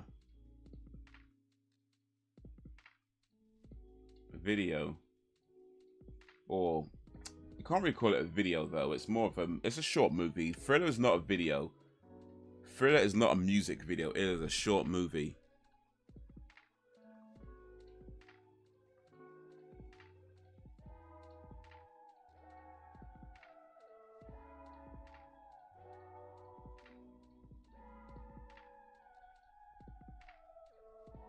And that's also directed Trading Places, yes, which I have been a favorite comedy ever. Trading Places is a good movie. We're moving. That was the other girl, but Anya was turned into Avengers Demon in Centuries. But yeah, Anya was the one that does the wishes. I remember now. I is remembering now. The American Werewolf in London was 1981. And Thriller, I'm not calling it a video. It's a movie. it's a short movie. Thriller was 1983. So yeah, American Werewolf in London came first.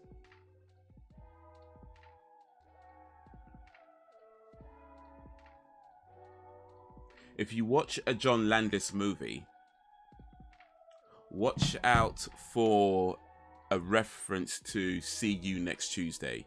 Somebody will say "See you next Tuesday," or there'll be a poster or something anywhere that will say "See you next Tuesday."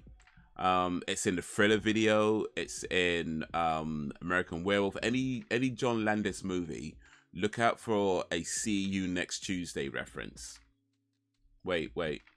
See you next Wednesday. Excuse me, not Tuesday. A "See you next Wednesday" reference. See you next Tuesday is something else. That is something completely different. Look out for a "See you next Wednesday" reference. So it'd be somebody would say it.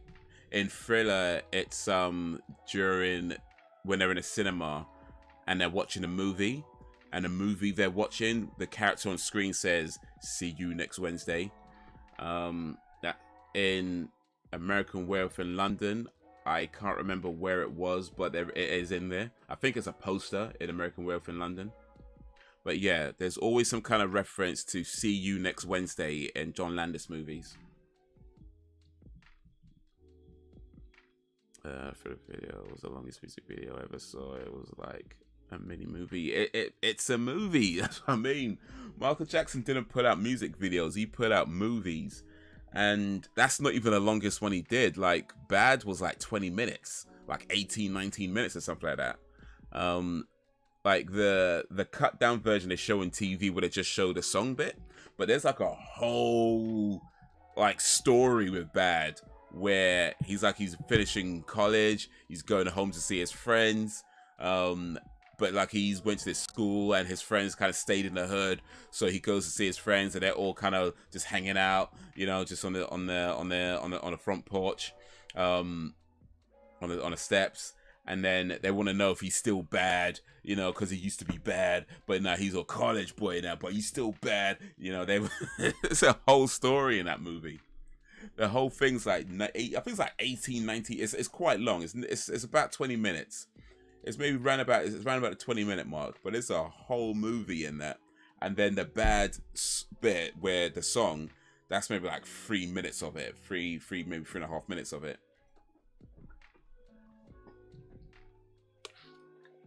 But yeah, Michael Jackson did not put out music videos. He put out short movies that had songs in them. That dude was something else, man, I tell you. When he said he's not like regular guys, he weren't joking. Man was not lying.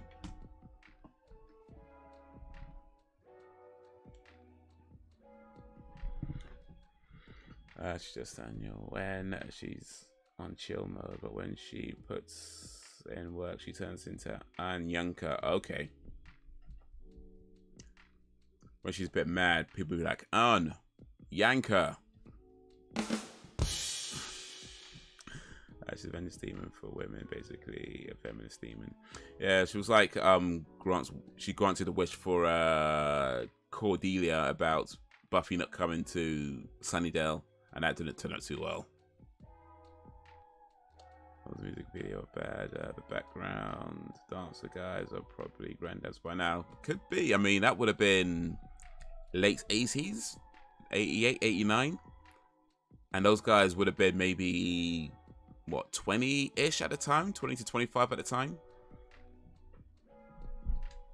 So yeah, what's that, 30 years, no, more than 30 years ago. That's like, what are we talking about 30 plus years ago? Yeah, 33 years ago. So at this point they be in their, what, 40s, 50s, you know. So yeah, it's possible they're granddads. No guarantee of them being granddads, of course. I mean, you know, you don't know how their lives turn out, and you know, not everybody becomes a father and a grandfather and this and the other. But yeah, they are certainly at an age, or if they're assuming they're still alive, they'd be at an age where being a granddad is not uncommon. So yeah.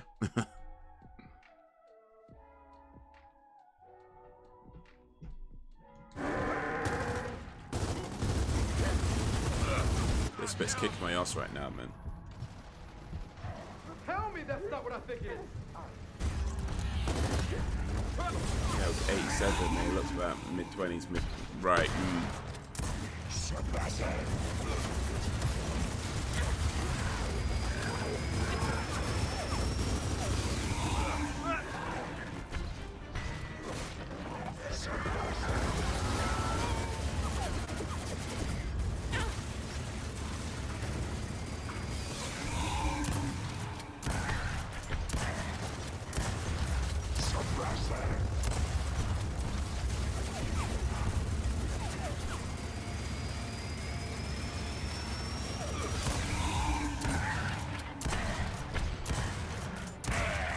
Okay, this guy's down.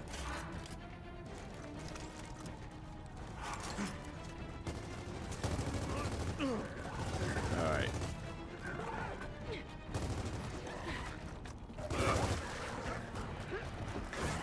Oh, flipping out. Oh, flipping out. Yo, someone come and get me. Watch it! Another big guy! What the hell's it doing to those drones? I'm making it friendlier, that's for sure. Oh man, I'm hurt! Oh, you know what? I need cover. There we go. Let me come behind here. He's made him harder to kill! Then take him out first! Alright.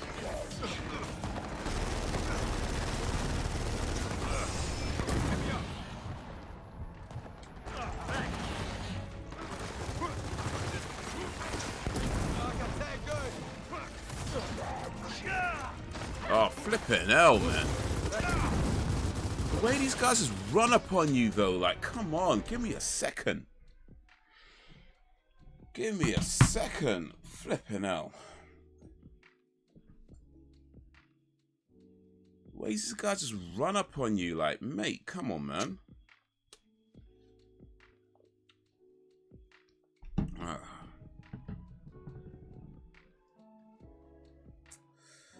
But yeah, so what was I say? Yeah, so See You Next Wednesday appears in a lot of John Landis movies. It's a reference to 2001: A Space Odyssey.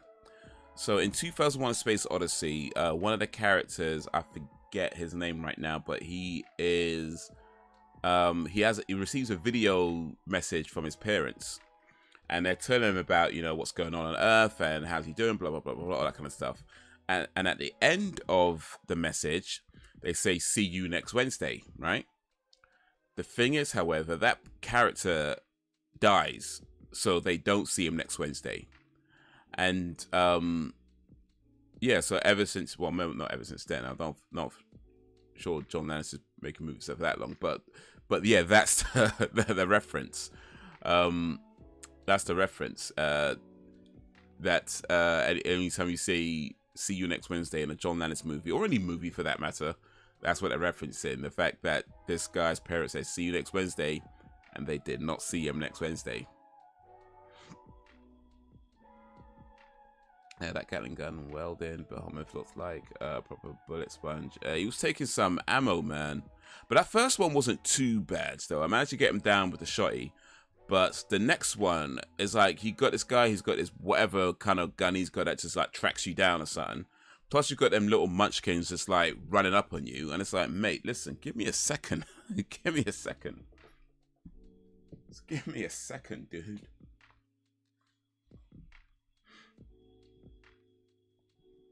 Yeah, if their grandkids ask them about what they did way back in the day, they showed a bad video. For real, man. But how cool would that be, though?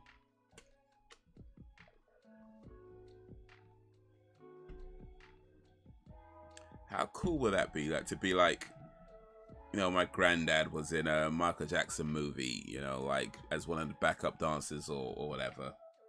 Wesley Snipes was in that video as well, by the way. Remember Wesley Snipes was in a bad video? And that was supposed to be Prince. The guy that Wesley Snipes praised originally was supposed to be Prince, but Prince turned it down. Remember AI How? Yes. 2001 is a classic, though, for real. It really is. And masterpiece, I'd agree with that. I would 100% agree with that term masterpiece when it refers to 2001. But I do think that it's one of these movies that I think you need to watch it at least twice. You know, I mean, I guess, I don't know, maybe some smart guy out there could watch it once and appreciate everything right away, maybe. But I think most people would have to watch it at least twice. Certainly for myself, I know the first time I watched it, I didn't think much of it. I probably wasn't paying that much attention to it. I think I went into it thinking that it's going to be some kind of action sci-fi movie, and it isn't. And so I was just bored. But then I tried it again years later, and I was like, wow, this movie is incredible. You know, and I think when you give it the time it requires and really kind of take it in, that movie, yeah, it's incredible on so many levels. And the first 30-40 minutes of it is like set in this prehistoric time with the apes kind of going around, and then there's like no words being spoken for like that long, and then it moves into this future, just from there, from the monolith to the future, and then how it all connects. In fact, you know what, the first 5 minutes of that movie was just music. Like, it's just a blank screen and music. I can't remember the name of the song that's playing, but it's a classical piece, and it's just that for like the first 4 or 5 minutes, and then it goes into this prehistoric thing. So yeah, it's like there's a lot about this film where if you're not going to give it time, you know, if you're just going to be like, oh, 3 minutes, it's been a blank screen, I'm gonna tap out.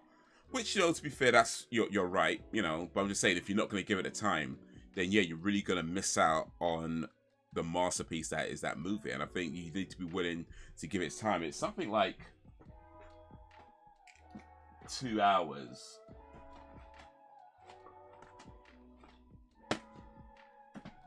I'm just about to show you guys something real quick. I don't know if I got it. It might not be here actually.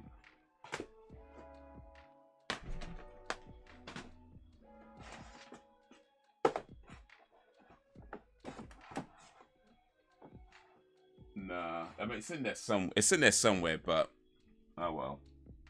Gonna have to try and find it some other time. But I have a special edition 2001 Space Odyssey DVD, and it has a limited edition frame from the movie. It's a reprint. It's not going to be an original frame from the movie, but it's a limited edition reprint frame from the film. But yeah, it's buried in there somewhere. So, oh well, some other time.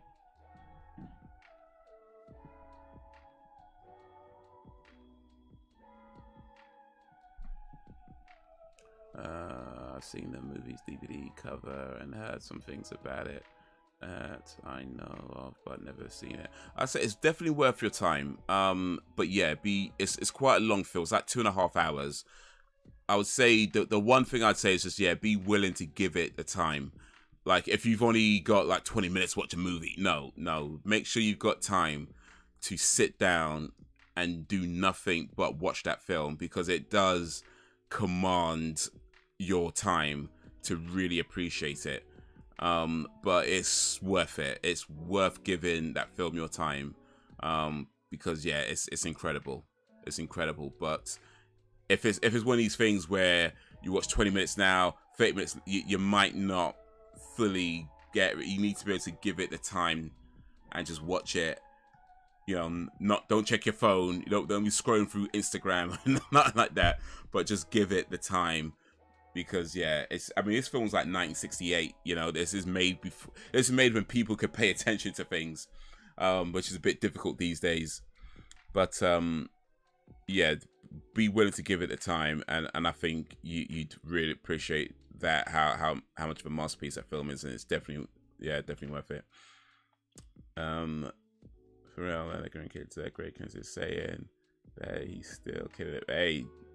I imagine at least a few of them kept the dancing up though, and they're probably like maybe even like choreographers and things like that by now, or teaching in schools, teaching dance and stuff like that. Do you think space is obviously influenced by filmmakers? Oh, for sure. I mean, I know Steven Spielberg talks about being influenced by that film. So yeah, I imagine a lot of filmmakers were inspired, at least in part, by that film.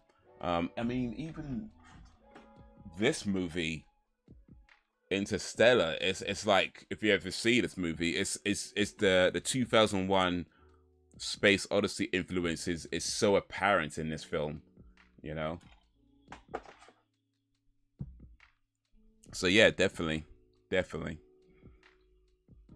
Richard Strauss did the score. That sounds about right, actually, from what I can remember.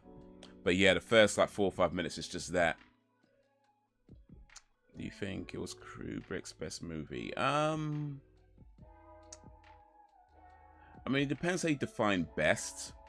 It's probably, I imagine, his most acclaimed film, though. That's, I mean, I'm not really paying attention to a lot of the awards and stuff. I know it won some awards, or it was up for some awards. It's probably the film most people recognize him for as well, I'd imagine. But best, maybe. I mean, if you're talking about best in terms of like storytelling, cinematography, and you know, the whole kind of classic, you know, filmmaking techniques and things like that, yeah, I think that's probably up there with it, probably his best film in that sense. Best film in terms of likely to capture an audience, maybe not, only because it is quite a long film and it does require a lot of attention, And I think most people generally don't do that these days when it comes to watching films. You know, yeah, your attention is often split a lot of the times.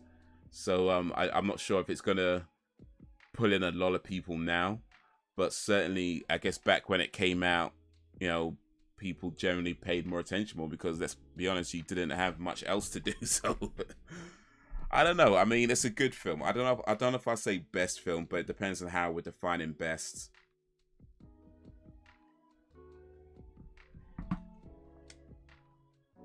Movie list. Oh, definitely do. Definitely do. Oh, this guy keeps getting me though. I should probably not stand in front of him while he's shooting at me though. That's not what I think it is. Oh. Why? Bro, come on. This is not the time for you to be messing up on my controller. Oh, you know what? It's lagging now.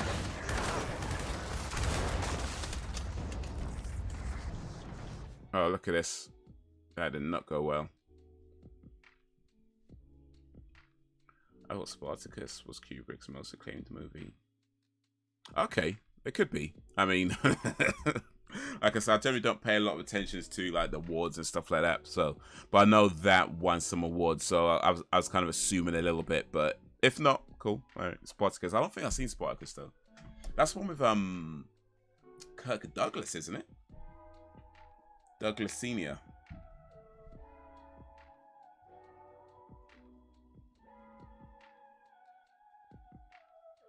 Actually, speaking of awards, though, here's an interesting fact. Well, fact, and I do this because I don't think the Oscars would ever actually admit this if it's true. Kirk Douglas Senior, yeah. If it's true, I don't think the Oscars would ever actually admit to it. But apparently, the Oscars that 2001 Space Odyssey was up for that year was, I guess, the 1969 Oscars. But anyway, whichever Oscars year it was, apparently, 2001 missed out on the Best Makeup Award because the judges, or the people voting, were convinced that the apes were real. Apparently, they missed out on the Best Makeup Award because the judges were convinced that the apes were real. Now, they weren't real. And I can't confirm if that story is actually true. I doubt the Oscars would admit to it if it was true. But I will say this. I can believe it. I can believe it.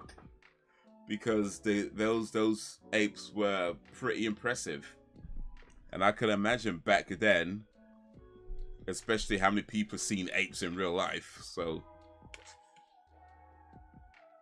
those apes are pretty damn impressive.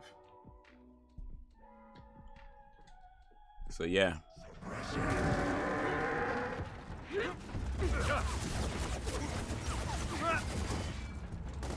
Holy shit! Tell me that's not what I think it is. Suppressor.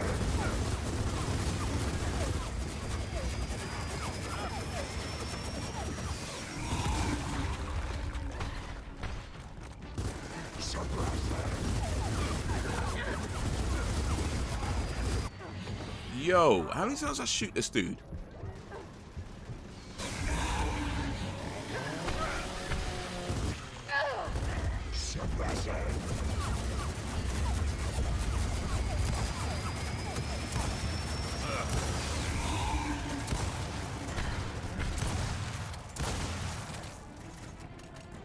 Okay, we got him.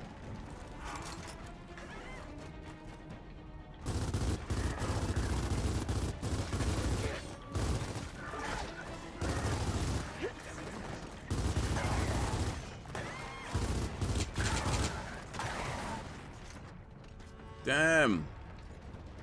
Those apes were incredible. The movement, the mannerisms, the look. Yeah, they did really well. Another big guy! Like, What the hell's it doing to those drones? I'm making him friendlier, that's for sure.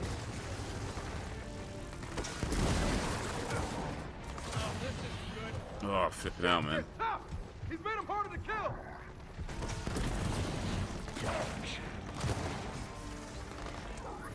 Throwing frag!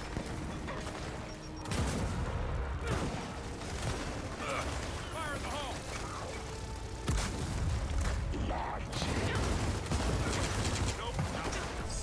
Pull me up! Relax, I'm here. Let me try and get that big gun. Oh, shoot. I got you, hang on! Let's do this! Come on, get me up! Oh, damn it. I got you!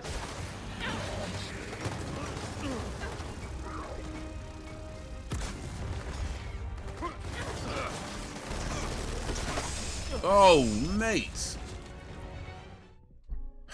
Flipping hell, man. Oh, okay. I think that's enough getting killed for one day. Shit.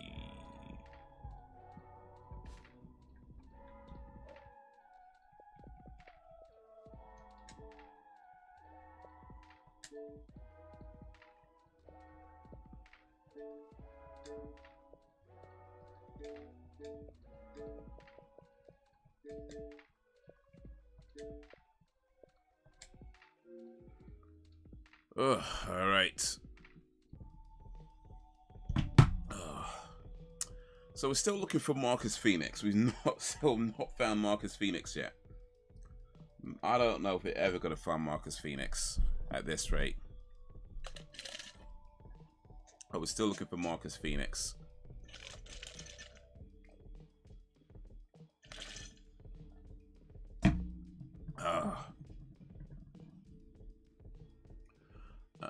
Here's the part. Oh, actually, one sec. Can we? There we go. The parts or space odyssey that had me incomplete, or was the bit when that ape bludgeoned? Oh yeah, one of the other apes with a club and then threw it up into the air. Then the scene switched to space. Yeah, I remember that. Towards the end of the 8-bit, and it's when they discovered how to protect themselves from other apes taking their food.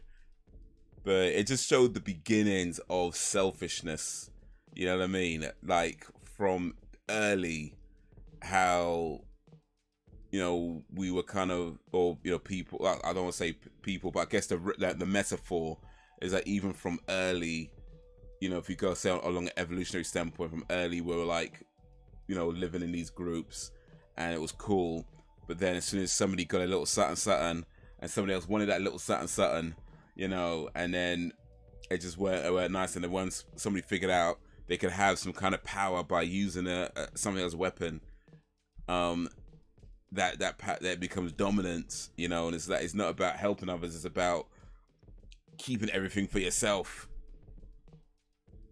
Season 2 Squid Game's on its way. Yes, been announced. I guess they're shooting it now or shooting it soon, but yes.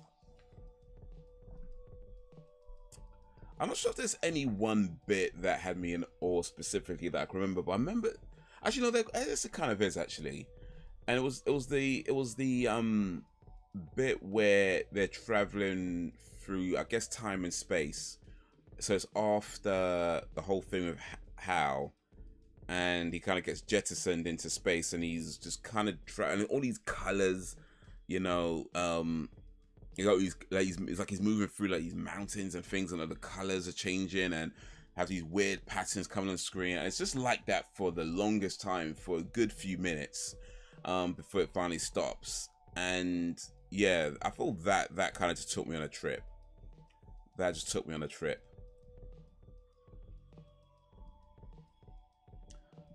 Primal Rage, yes indeed. Oh, man.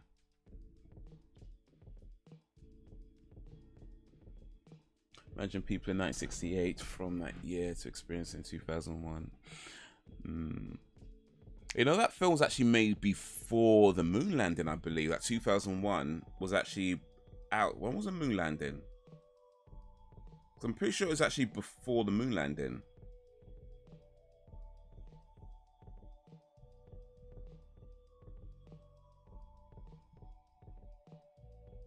Yeah, 69. So yeah, 68 would have been before, which means like they would have went into space with that movie before people went into space in real life.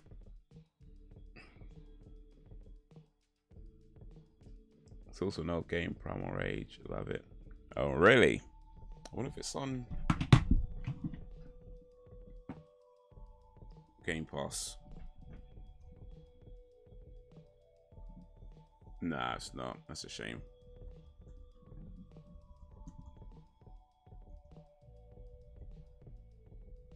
That's a shame. Oh, yeah. Oh, excuse me. Oh, Millennial 69. Or was it?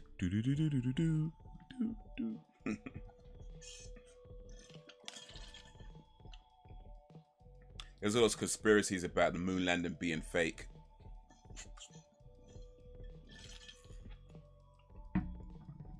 I don't particularly believe that, but gotta admit, some of those theories are quite interesting. But yeah, I don't particularly believe it. I think in the end they went to the moon.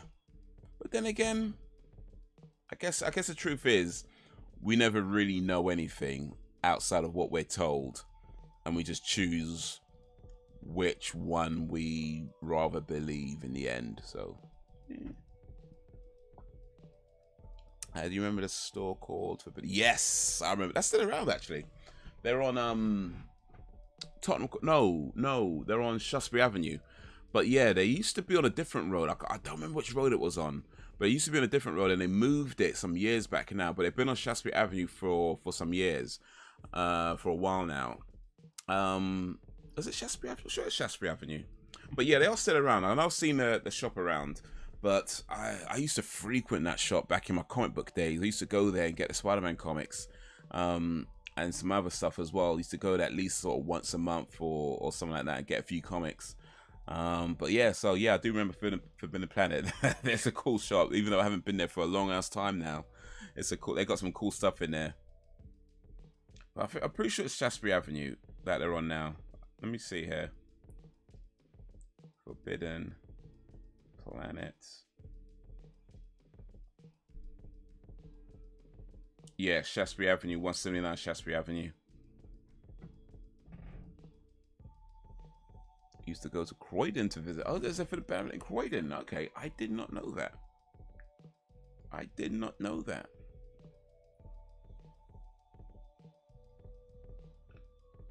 I did not know that at all.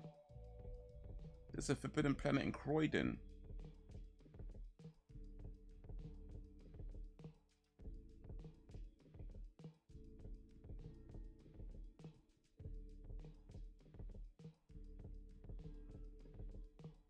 But yeah, it's a cool shop, man. Cool shop, yeah. Manga, comics. I mean, I guess now they got a lot of the Marvel and Disney stuff as well. Pretty much anything geek. Like if you're a geek or into any kind of geeky stuff like comics, movies, video games, stuff like that. I don't think they sell video games directly, but they'll definitely sell like merchandise for video games. They might sell a few video games actually. I mean, by now they probably at least sell a few, maybe some of the old ones. But the biggest things that I remember them selling were, or the main things I remember selling were things like comic books and any kind of comic merchandise, so like, you know, the statues for like Doctor Doom and, you know, that sort of thing, all the busts. They sold those, Superman, all of that. I'm a self-proclaimed geek, yes. They're using good company.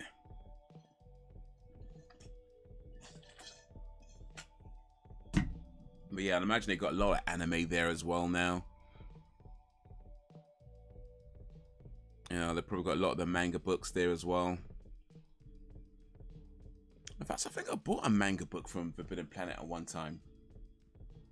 I did, you know. I don't remember, but I feel like I remember buying a manga from there one time. But I know I definitely got quite a few comics from there back in the day.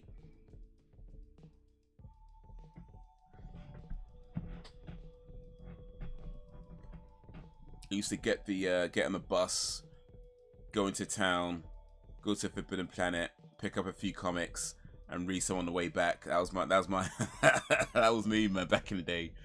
Go to Forbidden Planet, pick up a few comics, read them on the way back. I think I stopped going Forbidden Planet when Marvel started doing a subscription service where you could subscribe to the comics for a year and they'll send you out each month. And so I did that, and because I was getting my comics directly from Marvel, I stopped going Forbidden Planet. And I know it's a cool option, I guess, to get it sent to you, but I don't know. I feel like there's something about just going to a shop and being in that kind of world, you know, and buying a physical copy. I feel like there's something that the subscription. I mean, it was by the way, it was a physical copy that sent you in the post. But even still, like, there's something about buying a physical copy from a shop and being in that environment. I think there's something about, and even just like the digital comics as well, as cool as they can be. And I like the digital comics. I've read a few of them, and they got some really cool features as well. I think the one good thing, or the main good thing I should say about digital comics, is that it makes it very clear which panels you're supposed to be reading first. Because in print comics, it's not always obvious which panel, or which speech bubble rather, which speech bubble you're supposed to read first. Sometimes it looks like it's supposed to be that one first, but it's actually not supposed to be this one first. It's not always obvious. Whereas with the digital comics, it's a bit more clear because they guide you which ones you're reading as you're reading it along. But even still, I still like, there's something about, it's like, you know, we were talking about the other day about Kindle versus physical books. It's like, Kindle's cool, it's convenient, it's cool, but there's just something about just having a book. And speaking of apes, by the way,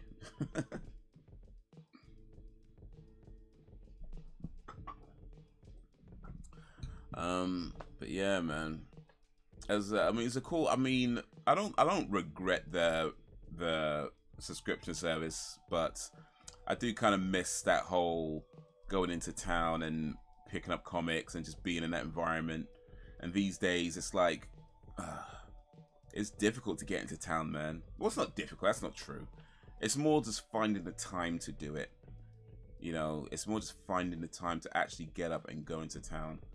If I was to go to Forbidden Planet now, it'd be like a day trip. You know, I wouldn't just go for a few comics. I'd have to go and pick up a load of stuff. You know, it'd be like a day trip. Like I'm not going for 1-2 things. It's like, nah, I want to spend some time here. You know, because it's not something I do very often. It's not something I get a chance to do very often. So but yeah, man, Forbidden Planet's a cool shop, man. Glad it's still going. Glad there's people still going there and buying stuff and keeping it running. Monto, check out these old anime games. See if you can play them. Evil Zone, Trag, Deadly Arts. I mean, I probably won't be playing any of them, certainly not anytime soon. But all right, cool. What Evil Zone? They're probably not on. They're not on Game Pass. Nah. Oh well. I love buying physical copy stuff and the excitement of rushing home to play or watch. Yeah. Manhwa to Korean anime. Okay. Manhwa. It's a Korean anime. I don't think I've ever seen Korean anime, actually. At least not that I know of. Me and fellow geeks on the hunt for rare gems in these specialized stores. One of my favorite things I used to do back in the day, actually, is go to HMV. There's a big HMV in Oxford Street, and they had a DVD section for, well, I mean, a DVD section, duh. They had a martial arts DVD section, and they'll just sell loads of martial arts DVDs, right? And they were pretty cheap. Well, I say cheap. They were at $5.99, so not like dirt cheap, but they were cheap enough to buy without worrying about if it's a good movie. You know what I mean? So one of my favorite things to do back in the day, I'll go to the H&V in Oxford Street and I'll go to the martial arts section, and I'll just be picking out these random DVDs for martial arts movies. A lot of them I've never heard of, right? But it looked cool, right? So I had a cool title, so I'll pick it up, and then I'll buy that, and then, you know, I definitely ended up buying a lot of crap for sure, but I got some real good ones as well. Definitely got some real good gems in there. And then once you got a good one, then you maybe the next time I go, I'll be like, oh, this guy was in this movie that I liked, so I could buy that, or it's got the same director or choreographer, so maybe I'll buy that, you know. So it became this thing where I kind of picked out these martial arts movies, and end up buying, I don't even know how many. I'm sure most of them I don't think I even have anymore, but yeah, I end up buying loads of these martial arts movies from H&V, and just buying stuff like I said, most of them I never heard of. And I just picked stuff out, watch them. A lot were crap, but there were definitely some good ones I got as well. So it was a cool thing to do back in the day. Used to be big into martial arts movies, but oh, for real, man. I guess I still like martial arts movies. I haven't watched them as much lately as I used to, but yeah, I guess I still appreciate a good kung fu flick if I could find one. What's this manhwa? Let's look it up real quick. Manhwa.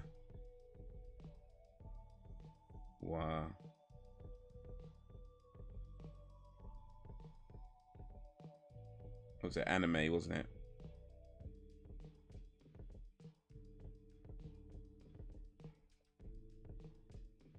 Nine best animes based on manhwa game rants. Is there a manhwa anime? There are also some series that are based on Korean manhwa.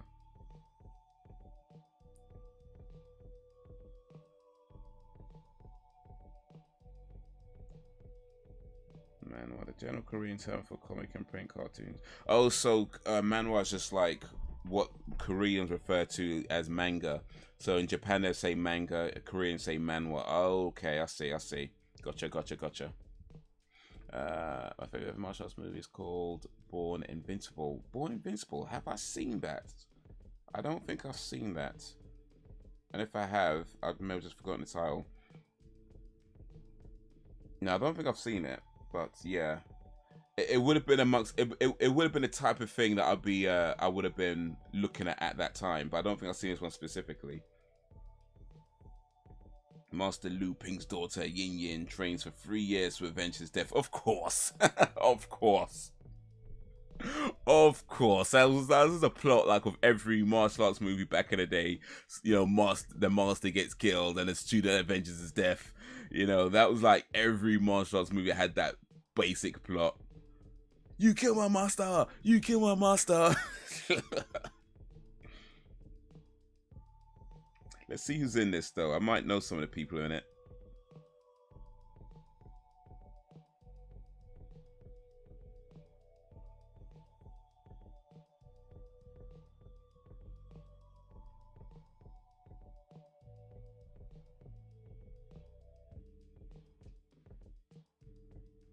Let's see who are the actors in there. Carter Wong? I don't think I know Carter Wong. Let's see if I know any of these guys. Oh, Corey Ewan. Yes, he's the son of Wu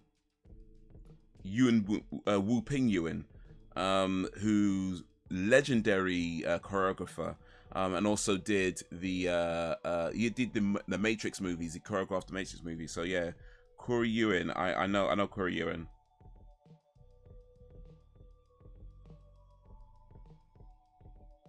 Oh wait, is that? Am I thinking the same person? I just recognize the name. Might be a different.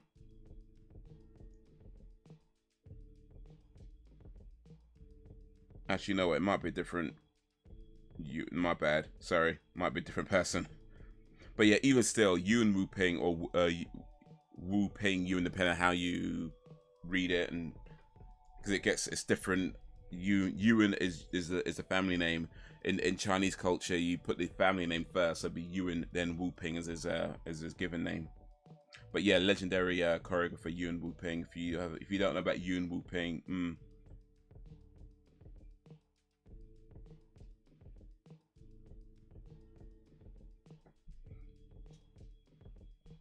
Japanese female revenge film.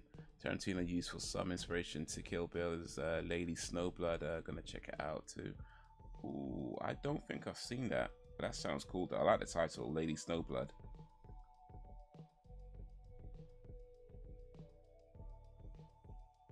(1973).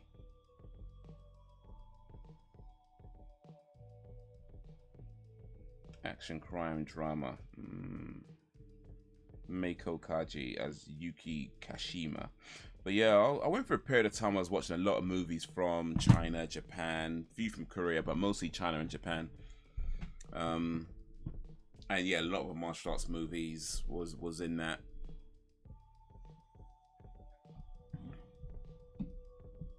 And definitely saw some masterpieces during that time as well, like Akira Kurosawa films from old school Japan filmmaker, like 50s, 60s, that era.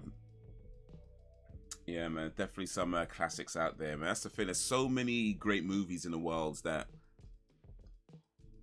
well, let's be honest, most of us will probably never see, but that's why you can't limit yourself. That's one of the reasons why I believe you just can't limit yourself unnecessarily, because there's so much out there, and even if you tried, you'll never experience it all. But when you place these unnecessary limits on yourself, you take this and it just becomes this. You know what I mean? So it's like, if you live for 100 years, you're not going to see and experience everything that the world has to offer, but you could try to experience a good amount of it. But if you start being, oh, I don't do that, I don't do this, place these unnecessary limits on yourself, then yeah, your world becomes this. Have I seen the Seventh Samurai? Have I seen the Seventh Samurai? Oh, bruh.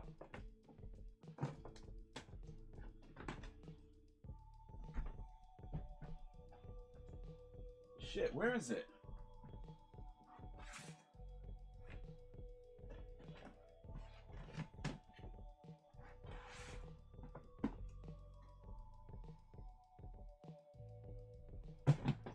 Oh, flipping out. You know what? I'm gonna have to sort out my DVDs at one point. But yes, I have seen The Seventh Samurai. It is an amazing film. It is incredible. I found these two, Kagemusha and Ran. Ran, I think I would say is my favorite Kurosawa movie. But yeah, I've seen Seventh Samurai. I'm sure I have it on DVD somewhere. I need to sort out my DVDs, man. They're just a mess right now, to be honest with you. My DVDs are a mess. But yeah, Seventh Samurai is incredible. It's 3 hours and 15 minutes and not a single frame wasted. Iron Monkey, yeah, I think I've seen Iron Monkey actually. This is an old school one.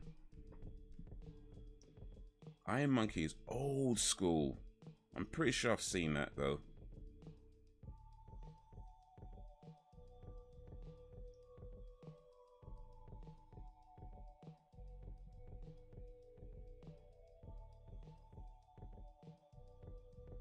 Donnie Yen. Oh wait, no, I don't think I've seen it actually. My bad.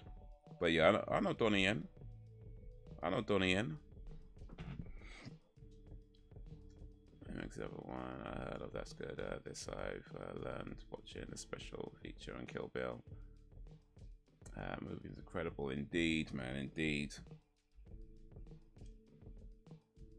You know what I like about Kurosawa movies, and I think this is especially with Seven Samurai, is that you can literally pause that movie at any random time and you will have a print-worthy frame. You know, something that you can print and use as a poster and something. Like, any moment you pause that movie, it's like, it's nothing but like these carefully filmed shots where there's so much intricacy put into where people stand, how people move, where the direction they're facing. I mean, you can literally, like, I am not exaggerating when I say this. You can pause it at any random time and you will have a frame that is worthy of being printed and used as some kind of as a poster or something like that. You know, it's just the level of detail that goes into the art in each frame and each scene. It's incredible, like it really is. And the fact that this movie is like over 3 hours long and it does not waste time, you know, it does not waste a single second. Like from the jump, from the moment it opens, it is started. You know, I was talking about Prey earlier and how Prey kind of felt like it dragged on for quite a bit, and that's only an hour 40. Seven Samurai is like 3 hours 15 minutes, and from the jump it just gets going, and then it has this story that it unveils over the time. But yeah, I remember sitting down and watching that movie and feeling like, did 3 hours really just go by? Like it just keeps it moving. And that is something that, I mean, I know a lot of filmmakers reference Corsair and talk about him as a great filmmaker. I'm not sure many filmmakers been able to make films like that, where you can just have a film just jump, get going from a jump, and just keep you interested over the next 2, 3, 4, however many hours. But yeah, it's incredible, man. That film is amazing. I love how that movie is shot. For real, man. For real. But he did a lot of great movies. Seven Samurai, Sanjuro, Yojimbo. Yojimbo was remade as A Fistful of Dollars or something like that. Or A Fistful of Dollars, or For a Few Dollars More. One of the spaghetti western movies that Sergio Leone directed. What else did he do? Redbeard, Throne of Blood, another incredible film. Man, I've got so many. I know I have them somewhere. I've got quite a. Bro, I need to sort my DVDs because I've got quite a few Kurosawa movies on DVD. I know I do. I've got Seven Samurai. I know I've got Throne of Blood. I'm pretty sure I've got a few others I can't even remember right now, but I've got quite a few of his movies on DVD, and I need to sort that crap out, man. It's a mess. It's a mess. Not that I watch movies on DVD these days anyway. I pretty much watch stuff streaming, almost exclusively watch stuff on streaming. Like if I wanted to watch Seven Samurai again, I'd probably just buy it on Amazon or something, and watch it through stream. It's just more convenient. It's just more convenient. But yeah, I need to sort out my DVDs, man. One of these days, which probably means never, but never say never. But anyway. But yeah, it is late. It is almost 12 o'clock. So yeah, I should start winding this down, wrapping this up. Do you prefer classic movies or modern stuff? A little bit of both. I mean, I would say I've watched a lot of classic movies. I've watched a lot of modern movies. I don't know if you could say one's definitely better than the other. They're different for sure. And there's definitely different styles that you just don't get anymore. Not all for, so some of them for good reason, right? But I'll say at the moment, I'm probably watching more modern movies and older movies. That said, I just rewatched Con Air. I don't know if you could call that classic. That's from like 97. So, I mean, it's a mixture for me. I like some old movies. I like some new movies. But I probably do watch more modern movies these days than the older movies. There's some good old Japanese PS1 games. Bushido Blade, Onimusha, and Where the Summer 2. I did play Onimusha, actually. Oh, I did play Onimusha. I thought it was alright, but I don't think I got that far in it. And Bushido Blade, I think my little brother had that. I can't remember. Way of the Samurai 2.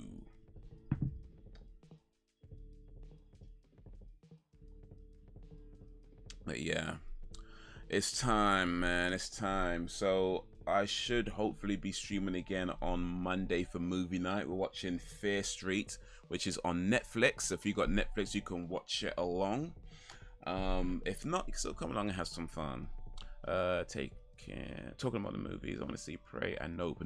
I do want to see, actually. That's out in the cinema, I think. I think it's out now, out soon. Prey I just watched a few days ago. Let me not say nothing. Let me not say nothing. I think if I say something, I don't want to. If you plan on watching it, it's worth. We'll put it this way. I'll say it's worth watching, especially if you like the Predator movies. It's worth watching. But I think when you do watch it, there's some things about it that feel a bit odd. But yeah, let me not say too much. I think I'll probably say too much around that. I don't want to accidentally ruin a film experience for you, so let me not say too much. But yeah, should be streaming again on Monday for movie night, watching Fear Street. Hopefully, good willing, I'll be doing a podcast interview tomorrow, so look out for that on the podcast channel, Uncivilized Art. And yeah, other than that, maybe drop a few videos during the week if I get a chance to. Also watch it. Oh yeah, appreciate that. Yes, please do, please do. Maybe compare some. Maybe because I don't want to say what I'm thinking, just in case. I don't want to paint an image in your minds then you start looking out for it subconsciously, and then you know what I mean. I don't want to do that. So let me not say nothing. But there's things that I noticed about it, and we'll see if you notice those things, and if you do, whether you think what you think of those, and yeah, we'll see. We'll see once you watch it. We'll see. But yeah, it's worth watching. Let me just leave it as that. It's worth watching. It's worth watching. There were 1 and 2 of the Way of Samurai. Okay. Well, I mean, yeah, Way of Samurai 2. I guess I had to make a first one. But yeah, Bushido Blade. I'm pretty sure my little brother had that, but I just don't remember. I just hope there's not too much fan service in the movie. Yeah, they might say nothing. Just watch the film and hopefully you enjoy it. Hopefully you get something out of it. But yeah, let me not. I'm not saying nothing. But yeah. Anyway, yeah, I'm gonna start logging off now because I got to go to bed. Got to be up early tomorrow, and yeah. So till whenever. Oh wait, let me do this properly. You guys have been awesome as always. Appreciate you and all that you do. Thank you for keeping me company. Thank you for keeping it lively. Village is strong, so you make it strong. But until whenever, if ever, you get the right option. Oh, I got it over here actually. I got a thing. Peace.